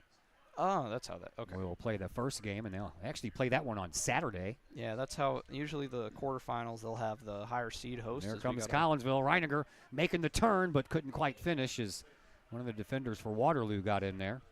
Waterloo, they're a host site this year for one of the Class 2A regionals. They're seeded number 1, and they'll be playing number 9 seed Mount Vernon, and that will take place on Wednesday, October the 18th, the day after. Collinsville and Quincy will hook up in their regional. Yeah, expectations.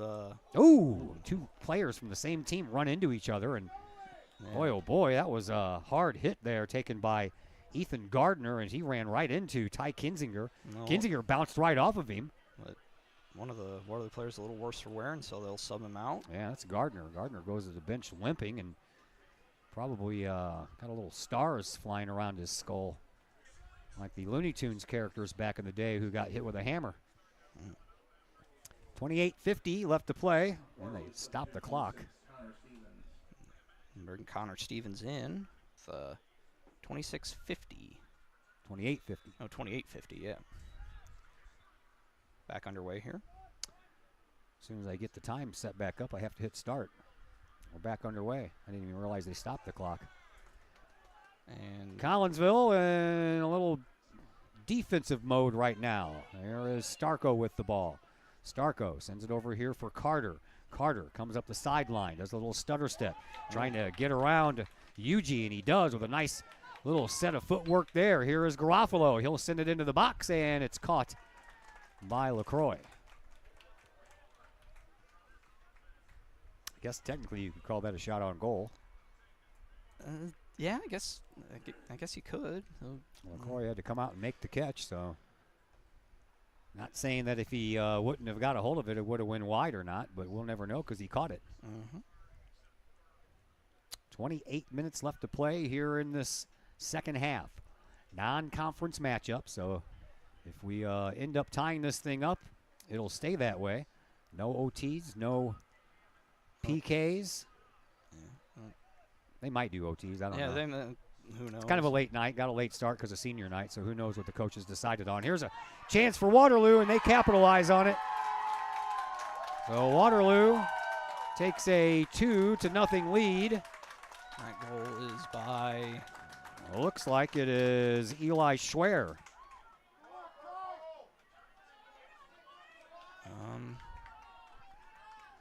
Maybe. I can't get a secure look at the number, but 2-0 Waterloo, whoever got it. Yep. Man, they don't waste any time, do they? Nope. Waterloo's second goal of the game scored by number 13, Eli Schwer. They will give it to Schwer. That is his 6th goal of the year. So 2-0 now in favor of Waterloo, and if Collinsville didn't already have their work cut out for them, boy, they do now.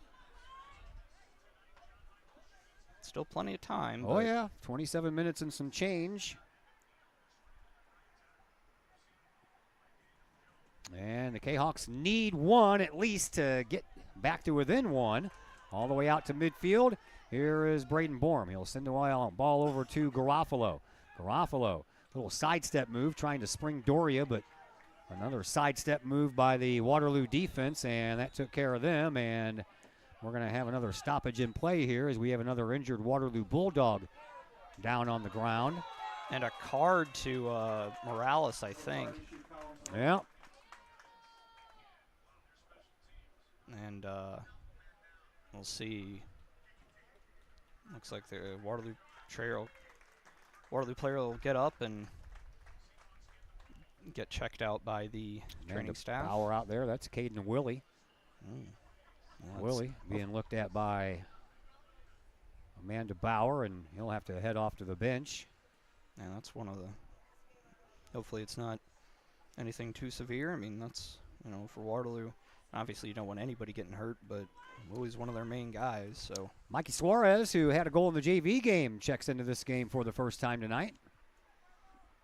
There you go. Free kick coming up here for Waterloo. From beyond midfield. Referee's still talking things over there on the far side. Not sure if Coach Lugie wants an explanation there. Looks like whatever it was, the conversation is over.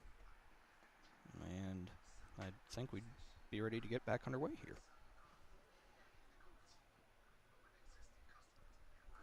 And reset that clock again. Wind, if anything, has maybe picked up a little bit. Yeah, it has picked up a little bit. Yeah. Blowing right into the press box. Yeah, a little bit. Kind of into the press box and then kind of left to right, north to south. So Kahok's playing with the wind, but doesn't appear to have helped them a whole lot. But not much of a wind, so there you are. Back underway. And Collinsville, first one to touch the ball after the restart here, and Waterloo sends it right back. Here's Suarez, gets the ball up to Trey Peterson. Peterson gets knocked off the ball. Suarez trying to get it back.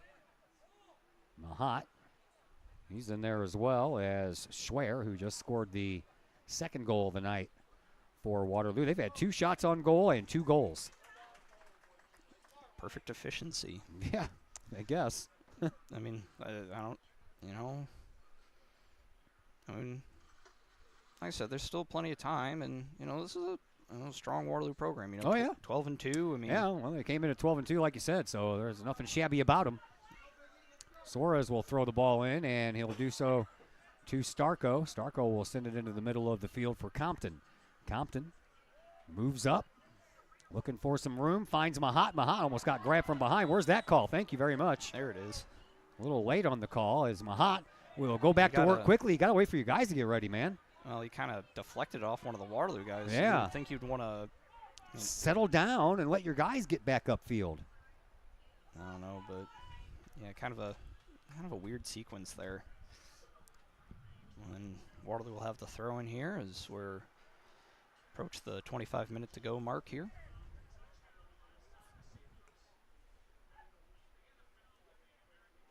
Collinsville looking for some scoring opportunities. They're out shooting Waterloo 7-2, but nothing to show for those 7 shots. That ball going out of bounds, meant for Trey Peterson, but that was way too much in front of him. He had 2 balls. There was Yeah. a little bit of confusion there, but here we go. Referee yelling at the ball boy. And now we've got a little 1-on-3 over here on this sideline. Waterloo I thought I trying heard, to sneak that. I thought I heard another whistle. Yeah. Somebody's got a whistle in the crowd. Here is Peterson. Peterson spreads it up the sideline, but he left it a little bit too far for Garofalo, and the defenseman, that is Drew Stafford, will send it over to LaCroix and get it right back. Strafford sends it back up to midfield. Lots of Collinsville Kahawk colors back there waiting for it.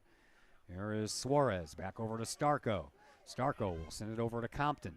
Compton with his head up, looking for someone to send the ball to. Into the middle to Reiniger. That's not a bad choice. Here is Mahat. Mahat sends it up to Shriek. Peterson. Peterson comes in. Can't get the shot on goal. Nice defensive play there by Brendan Eschman for Waterloo. He slid right into that ball and knocked it off of Peterson's foot just as Peterson was getting ready to launch it. Number 13, Chris Munoz. Munoz in for Suarez as the Kahawks will have another corner kick. 7th corner kick and 7 shots on goal, but none of them have come off the corner kicks.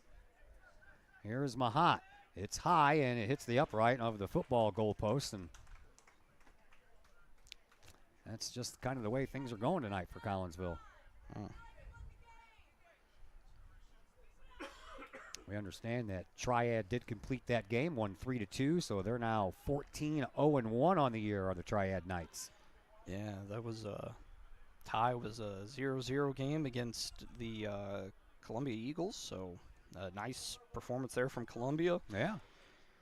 Who, that tie probably felt like a win for them. Yeah, I mean, Columbia with some movement around now in the soccer side of things. You know, they're be probably them and Marquette as the 2 main contenders in 1A for this area, as they have a foul committed by Waterloo, I think. Yeah, I think they dislodged the ball from where it was sitting. They had to put it back. There's a nice strong kick. That's going to go right to LaCroix. Everything's just kind of right on target. Yeah. Then, you know, the runs are just step slow or one reason or another, and now have a stoppage in play for something. Not sure. I guess a Waterloo player a little banged up, and so he'll come off. Go over and talk to Coach Holden, who is really, you know, kind of one of the elder statesmen in the area soccer community. He's been around a long time. 26th year. And he's coached both guys and girls for a long time, and he's had a lot of success. Yeah, we got a state championship under his belt. In 2015, they went 25-3-1 that year. 3rd place in 2010, another impressive record of 24-2-3. And another run in 2004, they went 17-6-2, but they lost in quarterfinals. And Holden's been responsible for 8 regional championships in his time, and 4 sectionals and 4 super sectional championships. Yeah, it's a strong program, and, you know, really until the emergence of Triad as a power in the past couple of years, we're really, you know, kind of the soccer school in the Mississippi Valley. They've got another potential opportunity here. There's Kinzinger. He couldn't quite hold on to it. Peterson finds the ball, and, oh, man, Doria tried to just chip it right back to him as he was on the run, but couldn't complete the mission. Here is Mahat. He gets the ball right back over to Reiniger. Reiniger across that midfield stripe, puts on a little burst of speed. Coming up that left wing, gets pushed down from behind. If that's not a card, I don't know what is. And they're going to stop the clock. Yeah, so I'm guessing it's going to be. Yep. Yellow card against Waterloo. Finally, Collinsville gets a call to go their way. And that one's pretty obvious, but, you know, the expectation is, you know, kind of, And use the more kind of an antiquated metaphor, you know, kind of run Jordan rules, you know. Gets him in the open space, you gotta get physical with him, but let's see what the Kahawks want to do here. They got a pretty good opportunity here, just 25 yards out.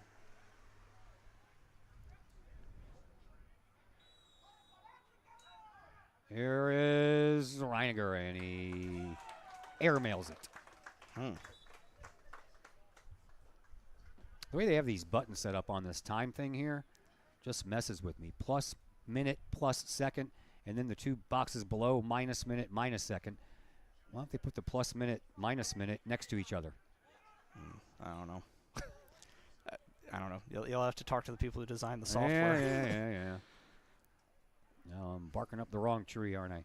Here is Carter. He tries to let that ball go, and a nice play over there by Yuji. And, you know, I thought he was out of bounds when he kicked the ball, so that's maybe exactly what happened here. And Mahat hits the ball up to Garofalo. Garofalo over to Peterson, back to Garofalo.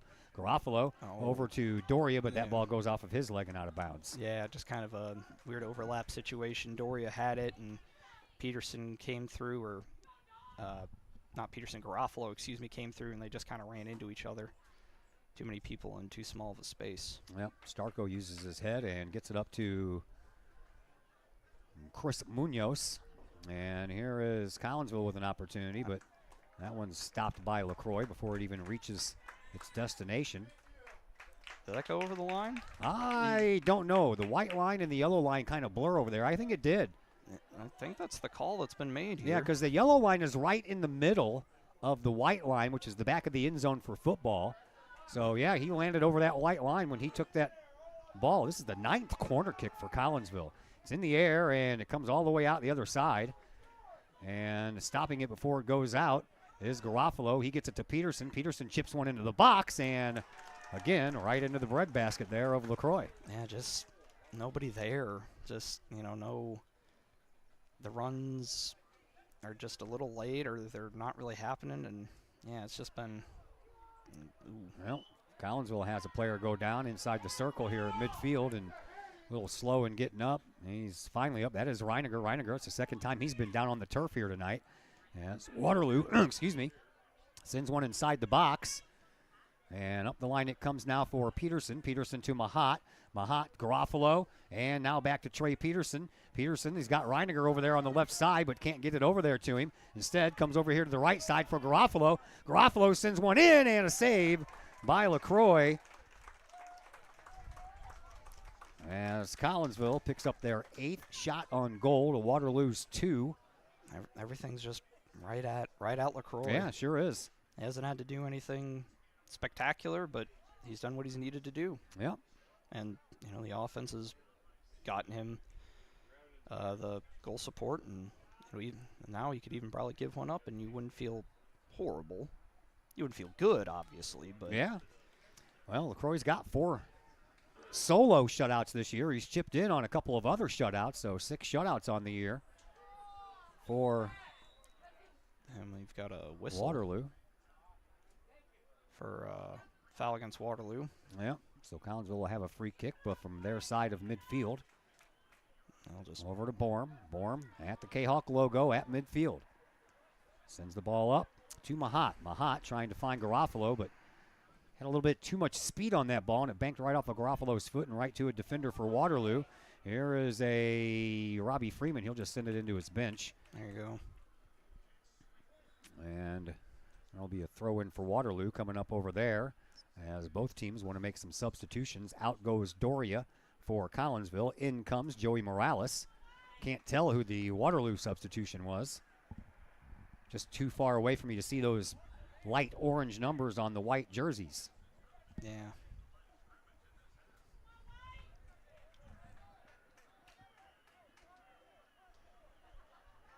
We've got a throw-in now coming for Waterloo.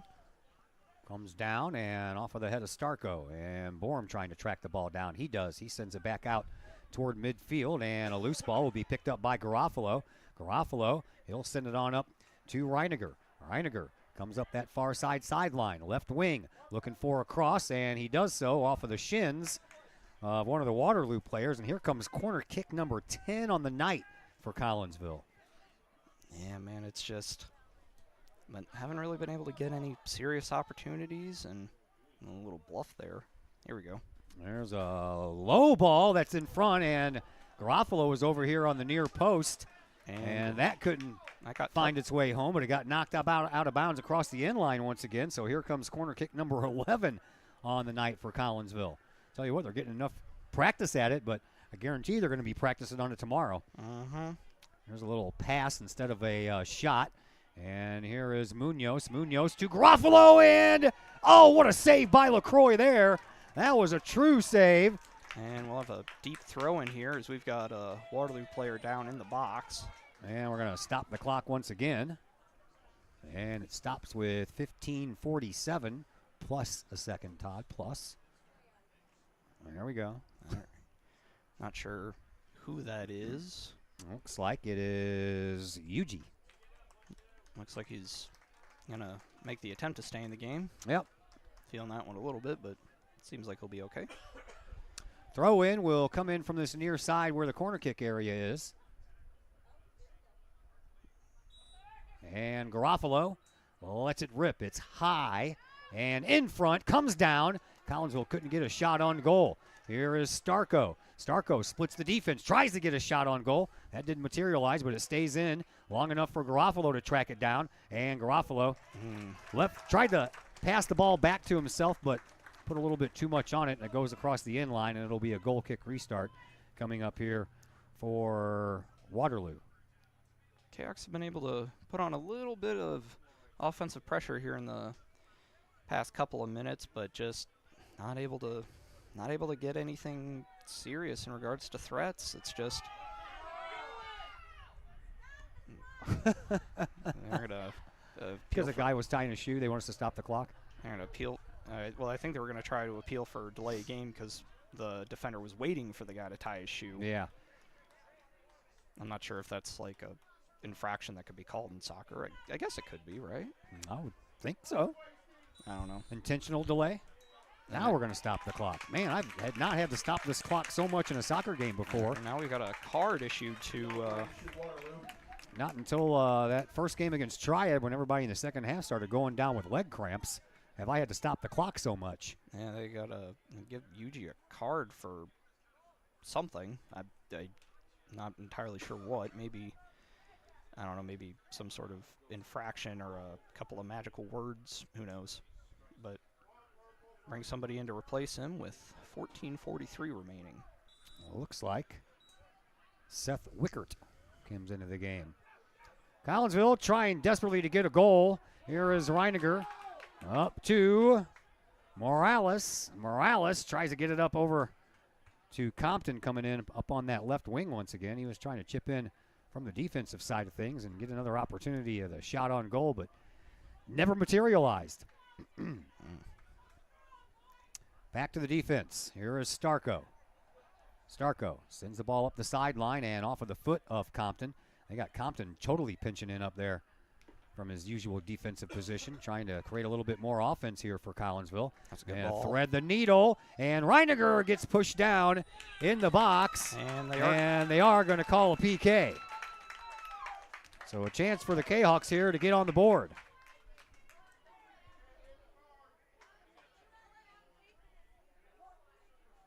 $13:59 remaining, and Reiniger will take the penalty kick. Well, this is the opportunity Collinsville was looking for here. Not necessarily on a PK, but you'll take it any way you can get it right now. Of course, the Kahawks have had maybe a little bit of bugaboos in regards to the PK front, but here's Reiniger. He is eyeing things up. Referee says go ahead, and here we go. Reiniger. Goal! So Collinsville gets on the board.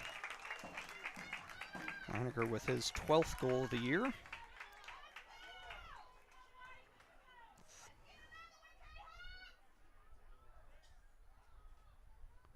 Two to one. Waterloo still with the lead, and we have a player down. Is that Reiniger? Yeah, I think it is Reiniger, and I think I heard that from the crowd. He was hurt before and hurting before, and I think maybe his body just said, hey, man, why don't you lay down and take a rest here. So we have a injury timeout in which to deal with, and we're going to go ahead and take that injury timeout right now ourselves on the Kahok Sports Network.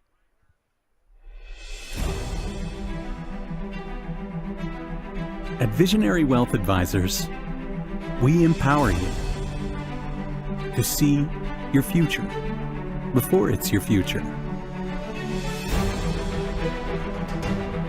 to create your inheritance,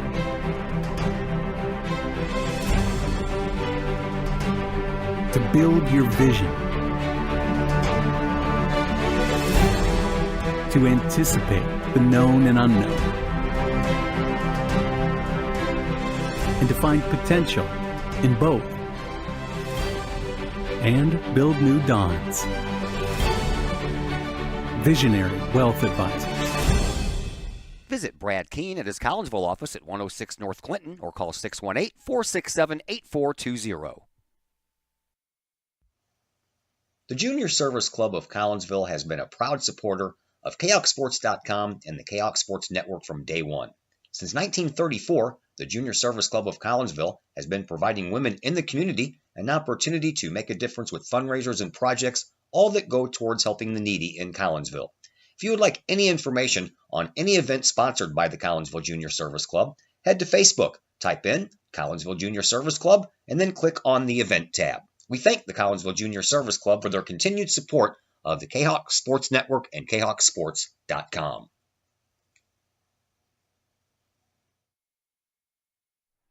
Well, Adam Reiniger had to kind of be helped off the field there by Amanda Bauer and Collinsville head coach Rob Lugge. So we hope everything will be all right with Adam, as he scored the PK that makes it 2-1. Collinsville playing at Alton tomorrow, so they might be doing so without number 4 in the game, which would probably be a good idea. Leave him out of the game. And yeah, that's you'd feel all right not having him against Collinsville beat Alton 8-1 earlier this year, comfortably, yeah. And then that's the game I originally had on our schedule, but then they told us that tonight was senior night, so we took that one off the schedule and put this one on instead. Goal scored by number 4, Adam Reiniger. So Reiniger picks up his 12th goal of the year. Collinsville once again trails by 1, and now they're trying to get the equalizer here, and Garofalo almost came away with a loose ball. Back out toward the midfield stripe. Borm sends it all up to Mahat. Mahat sends it over to Peterson. Peterson coming in from the right side. He ticks it off of one of the Waterloo players. Garofalo couldn't quite get there, and Waterloo will send it out of bounds. Collinsville will have a throw-in from down here. And over to the feet of one Alex Paz, who not letting that unfortunate diagnosis slow him down. And obviously they've Collinsville Granite game is going to be kind of a commemorative thing for him. They've sold some T-shirts and whatnot, and they'll raise a little money for him. We're going to have that game for you on the Kahok Sports Network as well. Yeah, make the trip out to Gene Baker Field. That's Thursday, correct? I believe so. This coming Thursday, I'll be right there for a little Lady Kahok soccer or volleyball action. There is Waterloo. Not very happy about giving up that goal. They would like another one, and Collinsville trying to prevent that from happening here on this outside wing. It is Yuji, and it gets ricocheted all the way back out to the midfield area and trying to send one toward the goal. What a save there by Freeman. He's not the tallest kid in the world, and he used every bit of those springs in his legs to get up there and snag that. Yeah, use every bit of that 5'7" frame. Didn't look like there was a ton there, and then it just wound up being a pretty good opportunity, and Waterloo were the only shot on goal for Waterloo that hasn't gone in. Yeah, so Robbie's first save. Yeah. Waterloo with the ball right underneath our location here at the press box. Once again, Yuji comes up the sideline, sends it up the sideline, but there isn't anyone there wearing the orange, black, and white. So a goal kick restart coming up here for Robbie Freeman, as we have about 11:45 left to play here in this second half. 2-1 in favor of Waterloo. Freeman stopped and started like 3 times. Now he sends the ball out toward midfield. Garofalo's the first one to get it. Ball comes down, and Compton sends it over. for Munoz. Sent up the line, and that's Morales over there trying to track it down. He does so. Looking for a little help. Finds Garofalo with it. Garofalo going back toward midfield. Turns around. Surveys things. Puts it over onto the foot of Munoz. Back over to Garofalo. Back to Munoz. Munoz will put a shot on goal from way downtown, and it'll go all the way over to All-Pro Tees. 11 minutes to play here in this second half. 2-1 in favor of Waterloo. Again, now you feel obviously not having Reiniger out there hurts, but you've got, you have that capability of, there's still 10 minutes, plenty, not an infinite amount of time, but still enough time to, enough time to square it up. Yeah. Just got to keep doing what you're doing and, try and get a good opportunity and defend, make sure Waterloo don't get anything to ice it. Of course, as I'm saying that. Yeah, they push up field in the offensive zone. Send it back over to Willie. Nice job there There's Borm with the ball all the way up the line to Doria.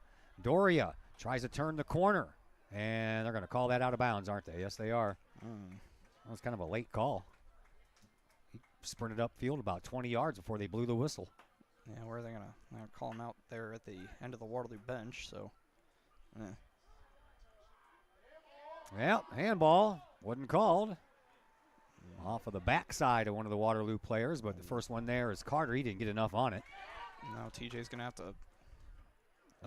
Slid down just a little bit too early there, and here was a nice move by Yuji, and thankfully Collinsville poked that ball out of there.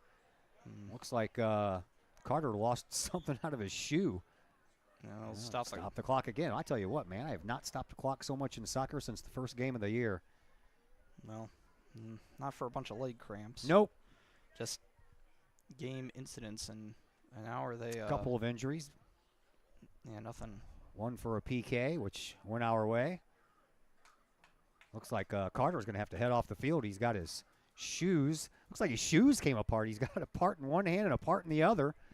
And he's going to make the long walk all the way back around behind his own net. As we are back underway, Collinsville heads that ball out of the box. There's a shot that never gets through the defense, and that shot will go into the night sky. And Carter helping his guy out, man. Freeman didn't have to go all the way back behind the net to grab the ball because Carter was already there. He just picked up the ball and threw it to Freeman. Yeah, save the Collinsville some time, Yeah. which is useful. It sure is. You'll take every second you can get as that ball comes up the line to Doria. Doria sends it into the middle of the field for Mahat. Mahat trying to send it on up, and he is going to be successful. He finds, not sure who. I can't see the small numbers. I think that's Garofalo. Yeah, it is Garofalo. Garofalo, the nice move. He gets taken down in the box. No call. No call. And Waterloo ends up coming out with the ball. We're into the last 10 minutes of this second half. Here is Waterloo trying to secure another goal, but that one finds the Collinsville defense. They'll send it all the way back out to midfield. Pops up and trying to find Peterson over here off of the head of Compton, but said it finds Garofalo. Garofalo sends the ball up to Doria. Doria off of his shoulder, and he'll send the ball back over to Garofalo. Garofalo's not going to be able to get there. A little side kick and then a little back kick. And then guy went down. Yeah. No, I'm not sure what happened, but I'm not sure either, but I don't think he was touched, at least not in the way I can't be sure, but it looked like Garofalo really barely touched him at all. If he touched him. Well, something's a little weird there. He's limping a little bit. Limping then holding that left leg. But here is Waterloo trying to get another scoring opportunity. Nice job by Collinsville, and then Starko got his feet taken out from underneath him, and Kinzinger's just out there bouncing off of everybody. They get the ball up to Mahat, and Mahat trying to spring Trey Peterson, but left it just a little bit too far, and LaCroix will come out. And a card coming up probably against Trey Peterson. And they're going to stop the clock, but the referee was walking away, but yep. Oh, Peterson's going to get kicked out of the game with a red card. And now they're going to give Garofalo a yellow card for complaining, I guess. I don't know. That's to give a direct red there is you try to be impartial, but that I didn't see anything egregious to get a red card. I mean, you can call that a yellow, sure, Yeah. but I don't know that I would give that a red. In my humble personal opinion, so that means Peterson's out for the game. Peterson's out for the game, and Collinsville is one player short. And he's out tomorrow at Alton, so probably no Reiniger and no Peterson tomorrow against Alton. Speculating on Reiniger. Yeah, hopefully Adam's okay and it's not anything too severe, but God, it seems like it was around this time last year that Reiniger got injured and never came back in. We were into the playoffs, I think. Was it the Quincy game? I don't know. I don't remember. I don't remember. Dude, I do so many sports, I can't keep all of them track. Yeah. Now Coach Lugie's over there and he'll give the referee a little talking to? Yeah, just trying to figure out.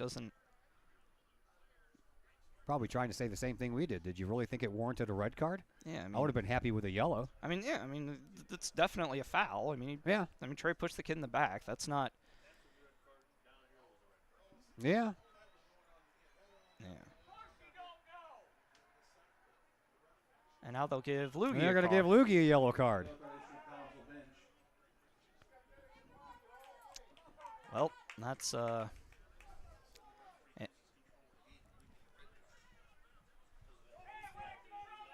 I don't know. Well, Council. Somebody from Collinsville's cheering section said, "Why don't you give everybody a card?" I don't know. It just seems the referees have generally been letting them play, which I don't mind. And now, I mean, this has been. I don't. I mean, the officials are human. Waterloo kid still holding on to something that hurts him? I don't know. I mean, looks like he's holding on to his left elbow. I don't know. I mean, the officials are human, and they are going to make mistakes, but that one's a little confusing to me. And the young man holding on to his left elbow is going to take the kick. Well, still 7.5 minutes left. Still time. Yeah, but now you're a player down. Not to mention your top two players are no longer in this game, in Peterson and Reiniger. Well, you just got to, now it's up to the other guys, Now you got to dig deep down inside and find that, what do they call that, intestinal fortitude? Somewhere, something like that. Yeah. And see if you can get the equalizer at the very least. And get out of here with a tie. And yeah, that's Brendan Eschman, and he's holding that left arm up like there's something bothering him. I can't believe he's not been taken out of the game. Yeah, I'm not. He's that hurt. Yeah, if it's been bugging him for a little while. Well, he's got a thing wrapped around his left wrist and hand, but he seems to be holding on to his elbow when he was down there getting ready to take that kick. Here's Collinsville, and here is Borm. Borm sends the ball over and finds Munoz. Munoz comes up the middle and tries to get into the front of the box. He had Compton in there as well. And now Eschman is down again. And Collinsville sends the ball back into the offensive zone, and that one's going to probably stay in bounds. Doria's going to track it down before it even has a chance to cross the line, trying to put on a move to get around, but now Waterloo will intentionally send that ball out of bounds, and it'll be a throw-in coming up here for Doria. As you would think that Waterloo would substitute for Eschman right now. You would think so? I don't know. Throw in coming up all the way over on the far side. Comes into the front of the box and in front of the handball. Yeah, and a handball inside the box. And Collinsville is going to have another penalty kick here. So, well, I guess the question now is, who do you have take it? No Reiniger. I'd let Compton do it. Or Mahat. Is he out there? Who they got over there? I think it's Mahat. Yep. Yeah, it looks like Landon. Landon Mahat. Yep. So another penalty kick try here for Collinsville to try to equal this game up. Mahat. Ready to go. Oh, and a save by LaCroix, and he comes out and jumps on the ball. Big save there. on a PK by Landon Mahat. And if that doesn't give your team a little extra oomph, I don't know what will. Collinsville gets the ball back, trying to send it down. That's offsides. That was, barely. Not by a lot, but there have been a few questionable ones, but I'm not mad at that one. Well, I don't know that I've been mad at any of them. Mad's a strong word. Waterloo trying to bring the ball up. Here is Yuji. Yuji trying to get around Borm. Borm does a nice job stepping in front of him and now sends the ball over to Mahat, who tries to get the ball to Garofalo. Garofalo will get it after a rebound off of the foot of Schwer. And over to Doria. Doria. Deflected. Forgot to start the clock again. Man, I tell you what, this has been a rough night for me on the clock, that's for sure. Crap. Waterloo will bring the ball in and have a foul there as a Waterloo player pushes, I think that's Morales over there in the back. Now it's going to come all the way back out to where the call happened. And Collinsville will send the ball into the middle of the field to Starko. Starko comes up. 4.5 minutes to go here in this second half. 2-1 in favor of Waterloo. It's been a quite the game here, man. All kinds of different stuff happening. That looked like it was out of bounds, but it's just, there's just been a lot of questionable stuff in that. That one's out of bounds. Collinsville will get the throw in. Borm will throw it into Starko. And Starko will send it all the way over into the middle of the field for Joey Morales. Morales with his head up, looking for somewhere to go with it. Sends it into the middle, off of Doria's head, takes a bounce, and LaCroix. Always, no matter when, where, how, why, when he gets the ball in his hands, he flops down on top of it. Well, I mean, that's...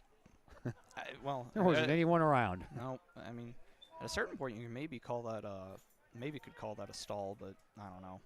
At this point, I don't really know. Yeah. I wouldn't be surprised. We've had all kinds of different stuff called in this game. Here is Mahat.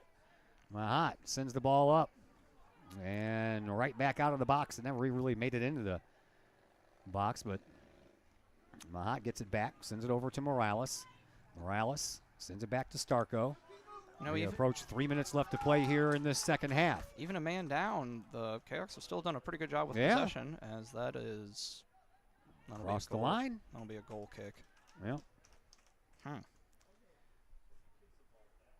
It's just been kind of an odd... I don't know. This is just one of those weird ones. Yeah.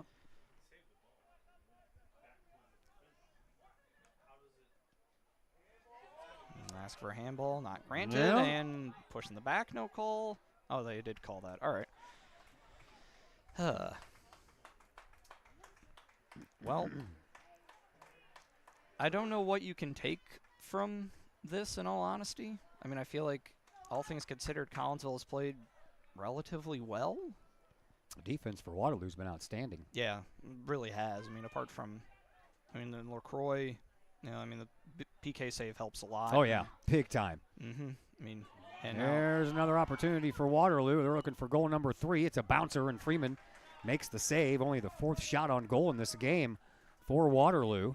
As we have approached the final 2 minutes here of the second half, 2-1 in favor of Waterloo.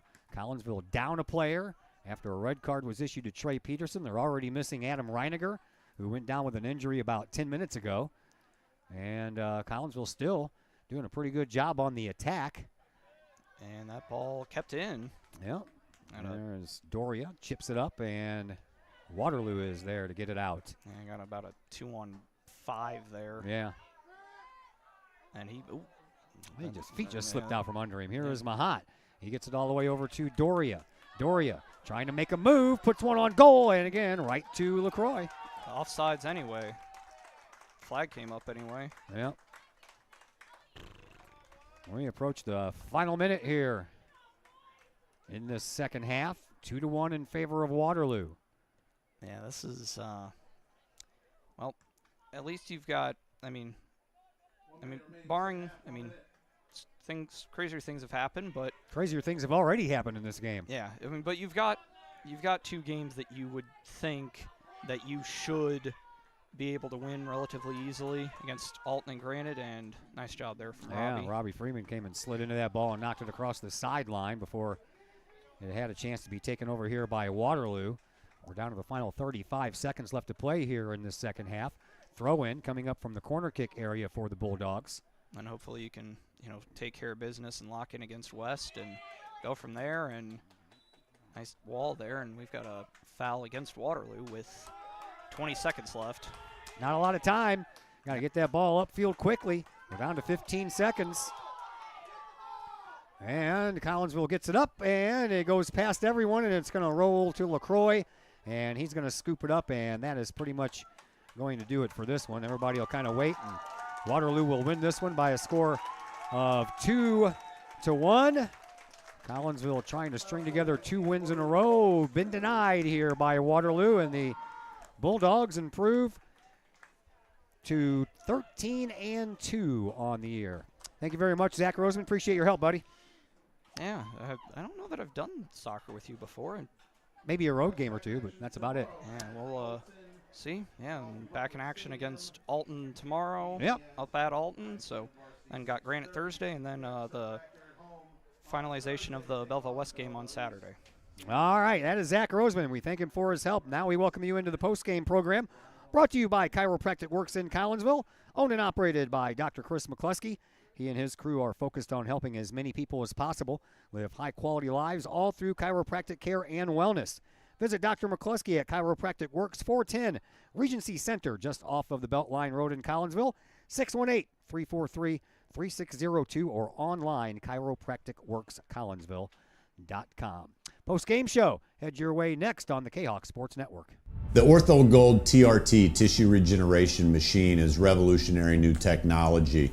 It's known as a shockwave machine. In the hospital setting, it's lithotripsy. The machine looks sort of like an ultrasound head, but it's much different technology. It drives sound waves into tissue at 3,500 miles an hour. It's a 3 to 5 minute non-invasive treatment. This is revolutionary technology. It's great for acute, which means, injured tissue.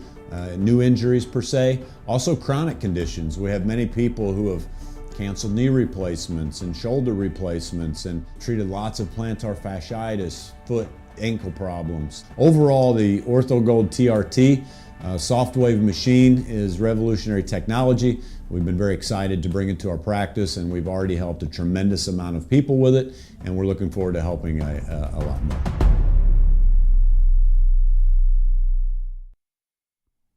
Do you have a big land improvement project that requires some outside help? Call Petroff Trucking Company. The Petroff Companies have been shaping the metro area since 1975. Family owned and operated, Petroff Trucking Company can do the job and do it right. Hauling, excavating, and grading, they do that and more. Petroff Companies also has roll-off dumpster rentals. They also specialize in dirt and rock sales. Petroff Trucking Company can help you develop your land for your needs. Petroff Trucking Company. Check out their website, petrofftrucking.com, or give them a call, 618-797-6100. Petroff Trucking Company, shaping the metro area since 1975. Hi, Purple and White fans. This is Dan Mode, class of 1989. I'm with New American Funding. Myself and New American Funding are proud sponsors of Kahok Athletics. As we have great coaches at CHS on all the courts, fields, and tracks, we like to coach you through the home buying process and refinance process. If there's ever anything we can do, I can be reached at 618-973-5343 or www.danmodeloans.com. Let's support our student athletes at CHS. They deserve the best. Thank you for your time, and go Kahawks.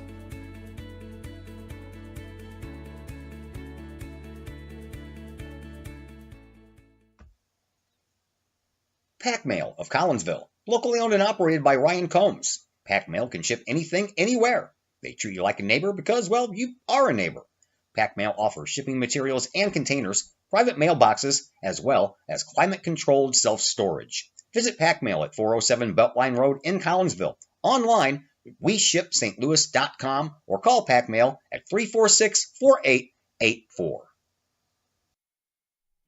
Collinsville High School alumni Stacy Lauenstein, CHS class of 91, Lisa Bassetto, Sarah Sulke, and Tracy Limp, CHS class of 94, Tony Geisen, CHS class of 96, and Kevin Robinson, CHS class of 99, want to wish all of our K-Hawks a great year. We look forward to cheering you on and supporting you. Work hard on the court and the field, as well as in the classroom. Remember, once a K-Hawk, always a K-Hawk. Hashtag K-Hawk Family. My name is Rayshawn Taylor, collegiate basketball player at SIUE. At the end of January, I had an ACL injury. I've been searching for ways to come back as best as I can after the construction. Dr. Chris introduced me to the Shockwave machine. I'm gonna be honest, at first I was kind of scared because I didn't want it to shock me and hurt me too bad. And I had heard something about it, and I did my research on it, and it turns out it didn't actually hurt. It just was a good pain. It's just finding where it hurts to promote the healing, and that's exactly what it did. I've actually had this surgery before. This time I feel like I'm back on my feet quicker, much faster. I'm much stronger than I was up to this point last time. And honestly, I feel like I could play right now. I'm excited to get back on the court. Thankful that Dr. Chris introduced me to this.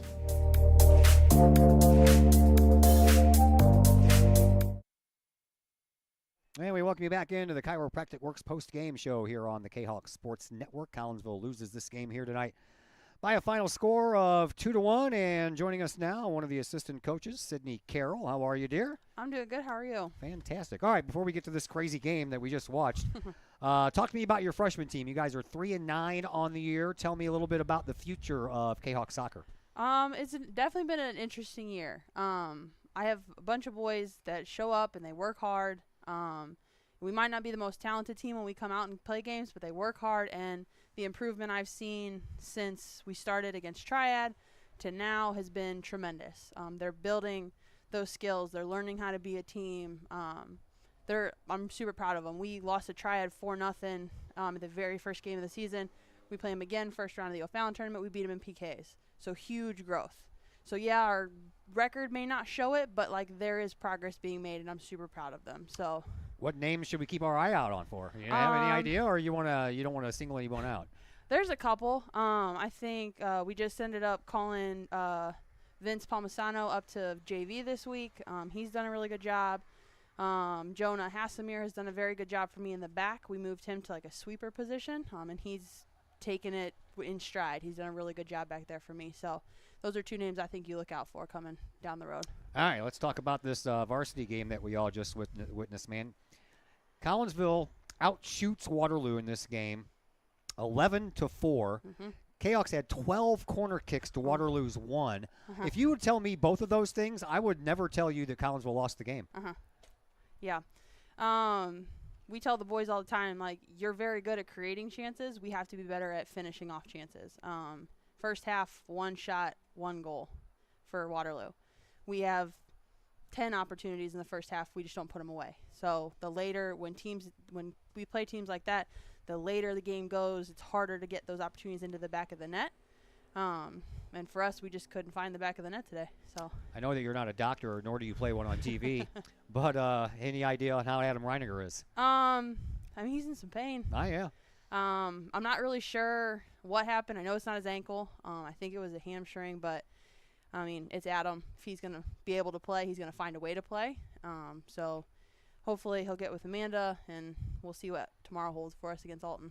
What did you see on the red card that was issued to Trey Peterson up here in the box? We thought, yeah, it was a foul. Should have been a yellow card, not a red. I think emotions were high. It's senior night. Emotions are always high. We're losing 2-0 at that point, 2-1. I don't even remember when the red card occurred after the goal before. But your emotions are high. He gets called for those fouls all the time. Whether or not it's actually a foul is up for debate. He said the ref told Coach Luggie the ball was nowhere near in play, nowhere near Trey when he pushed the kid. That's why he gave him a straight red. I mean, it is what it is. I think the game got very out of control very, very fast. And I think there could have been a lot of other cards given, and that was not one that I would have given a straight red for. But I'm not a ref. We respect the refs for coming out because there's a lack of them. Yes.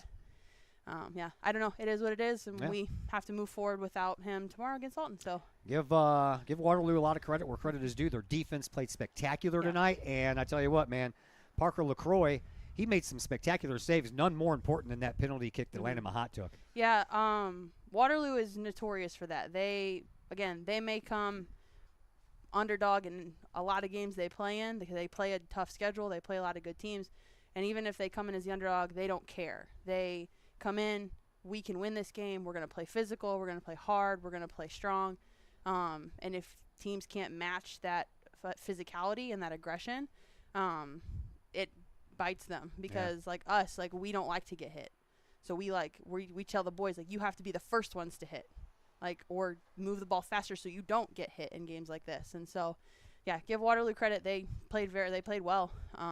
We just couldn't find the back of the net. Thank you very much for the visit, dear. No Good luck to problem. your freshman Thank crew. you. Thank you. That is Sydney Carroll, freshman head coach for your Collinsville Kahok boys soccer team and one of the assistants here for Rob Lugie. That is going to do it for us. A big thank you to Coach Lugie for joining us on the pregame show. Another thank you to Zach Roseman for hanging out and doing the camera and the color commentary tonight. And another thank you to Sydney Carroll for joining us on the postgame show. We are off until Thursday. We were supposed to do tomorrow's game at Alton, but we swapped it for this one because this was senior night, and we think those are more important. So we are off until Thursday. We'll be in Granite City Thursday night for a little Lady Kahok volleyball action before we hit the road for another football Friday game. This one will be in Marion. My name is Todd Duke, and thank you all for joining us. And until Thursday night, everybody have yourselves a fantastic rest of your evening.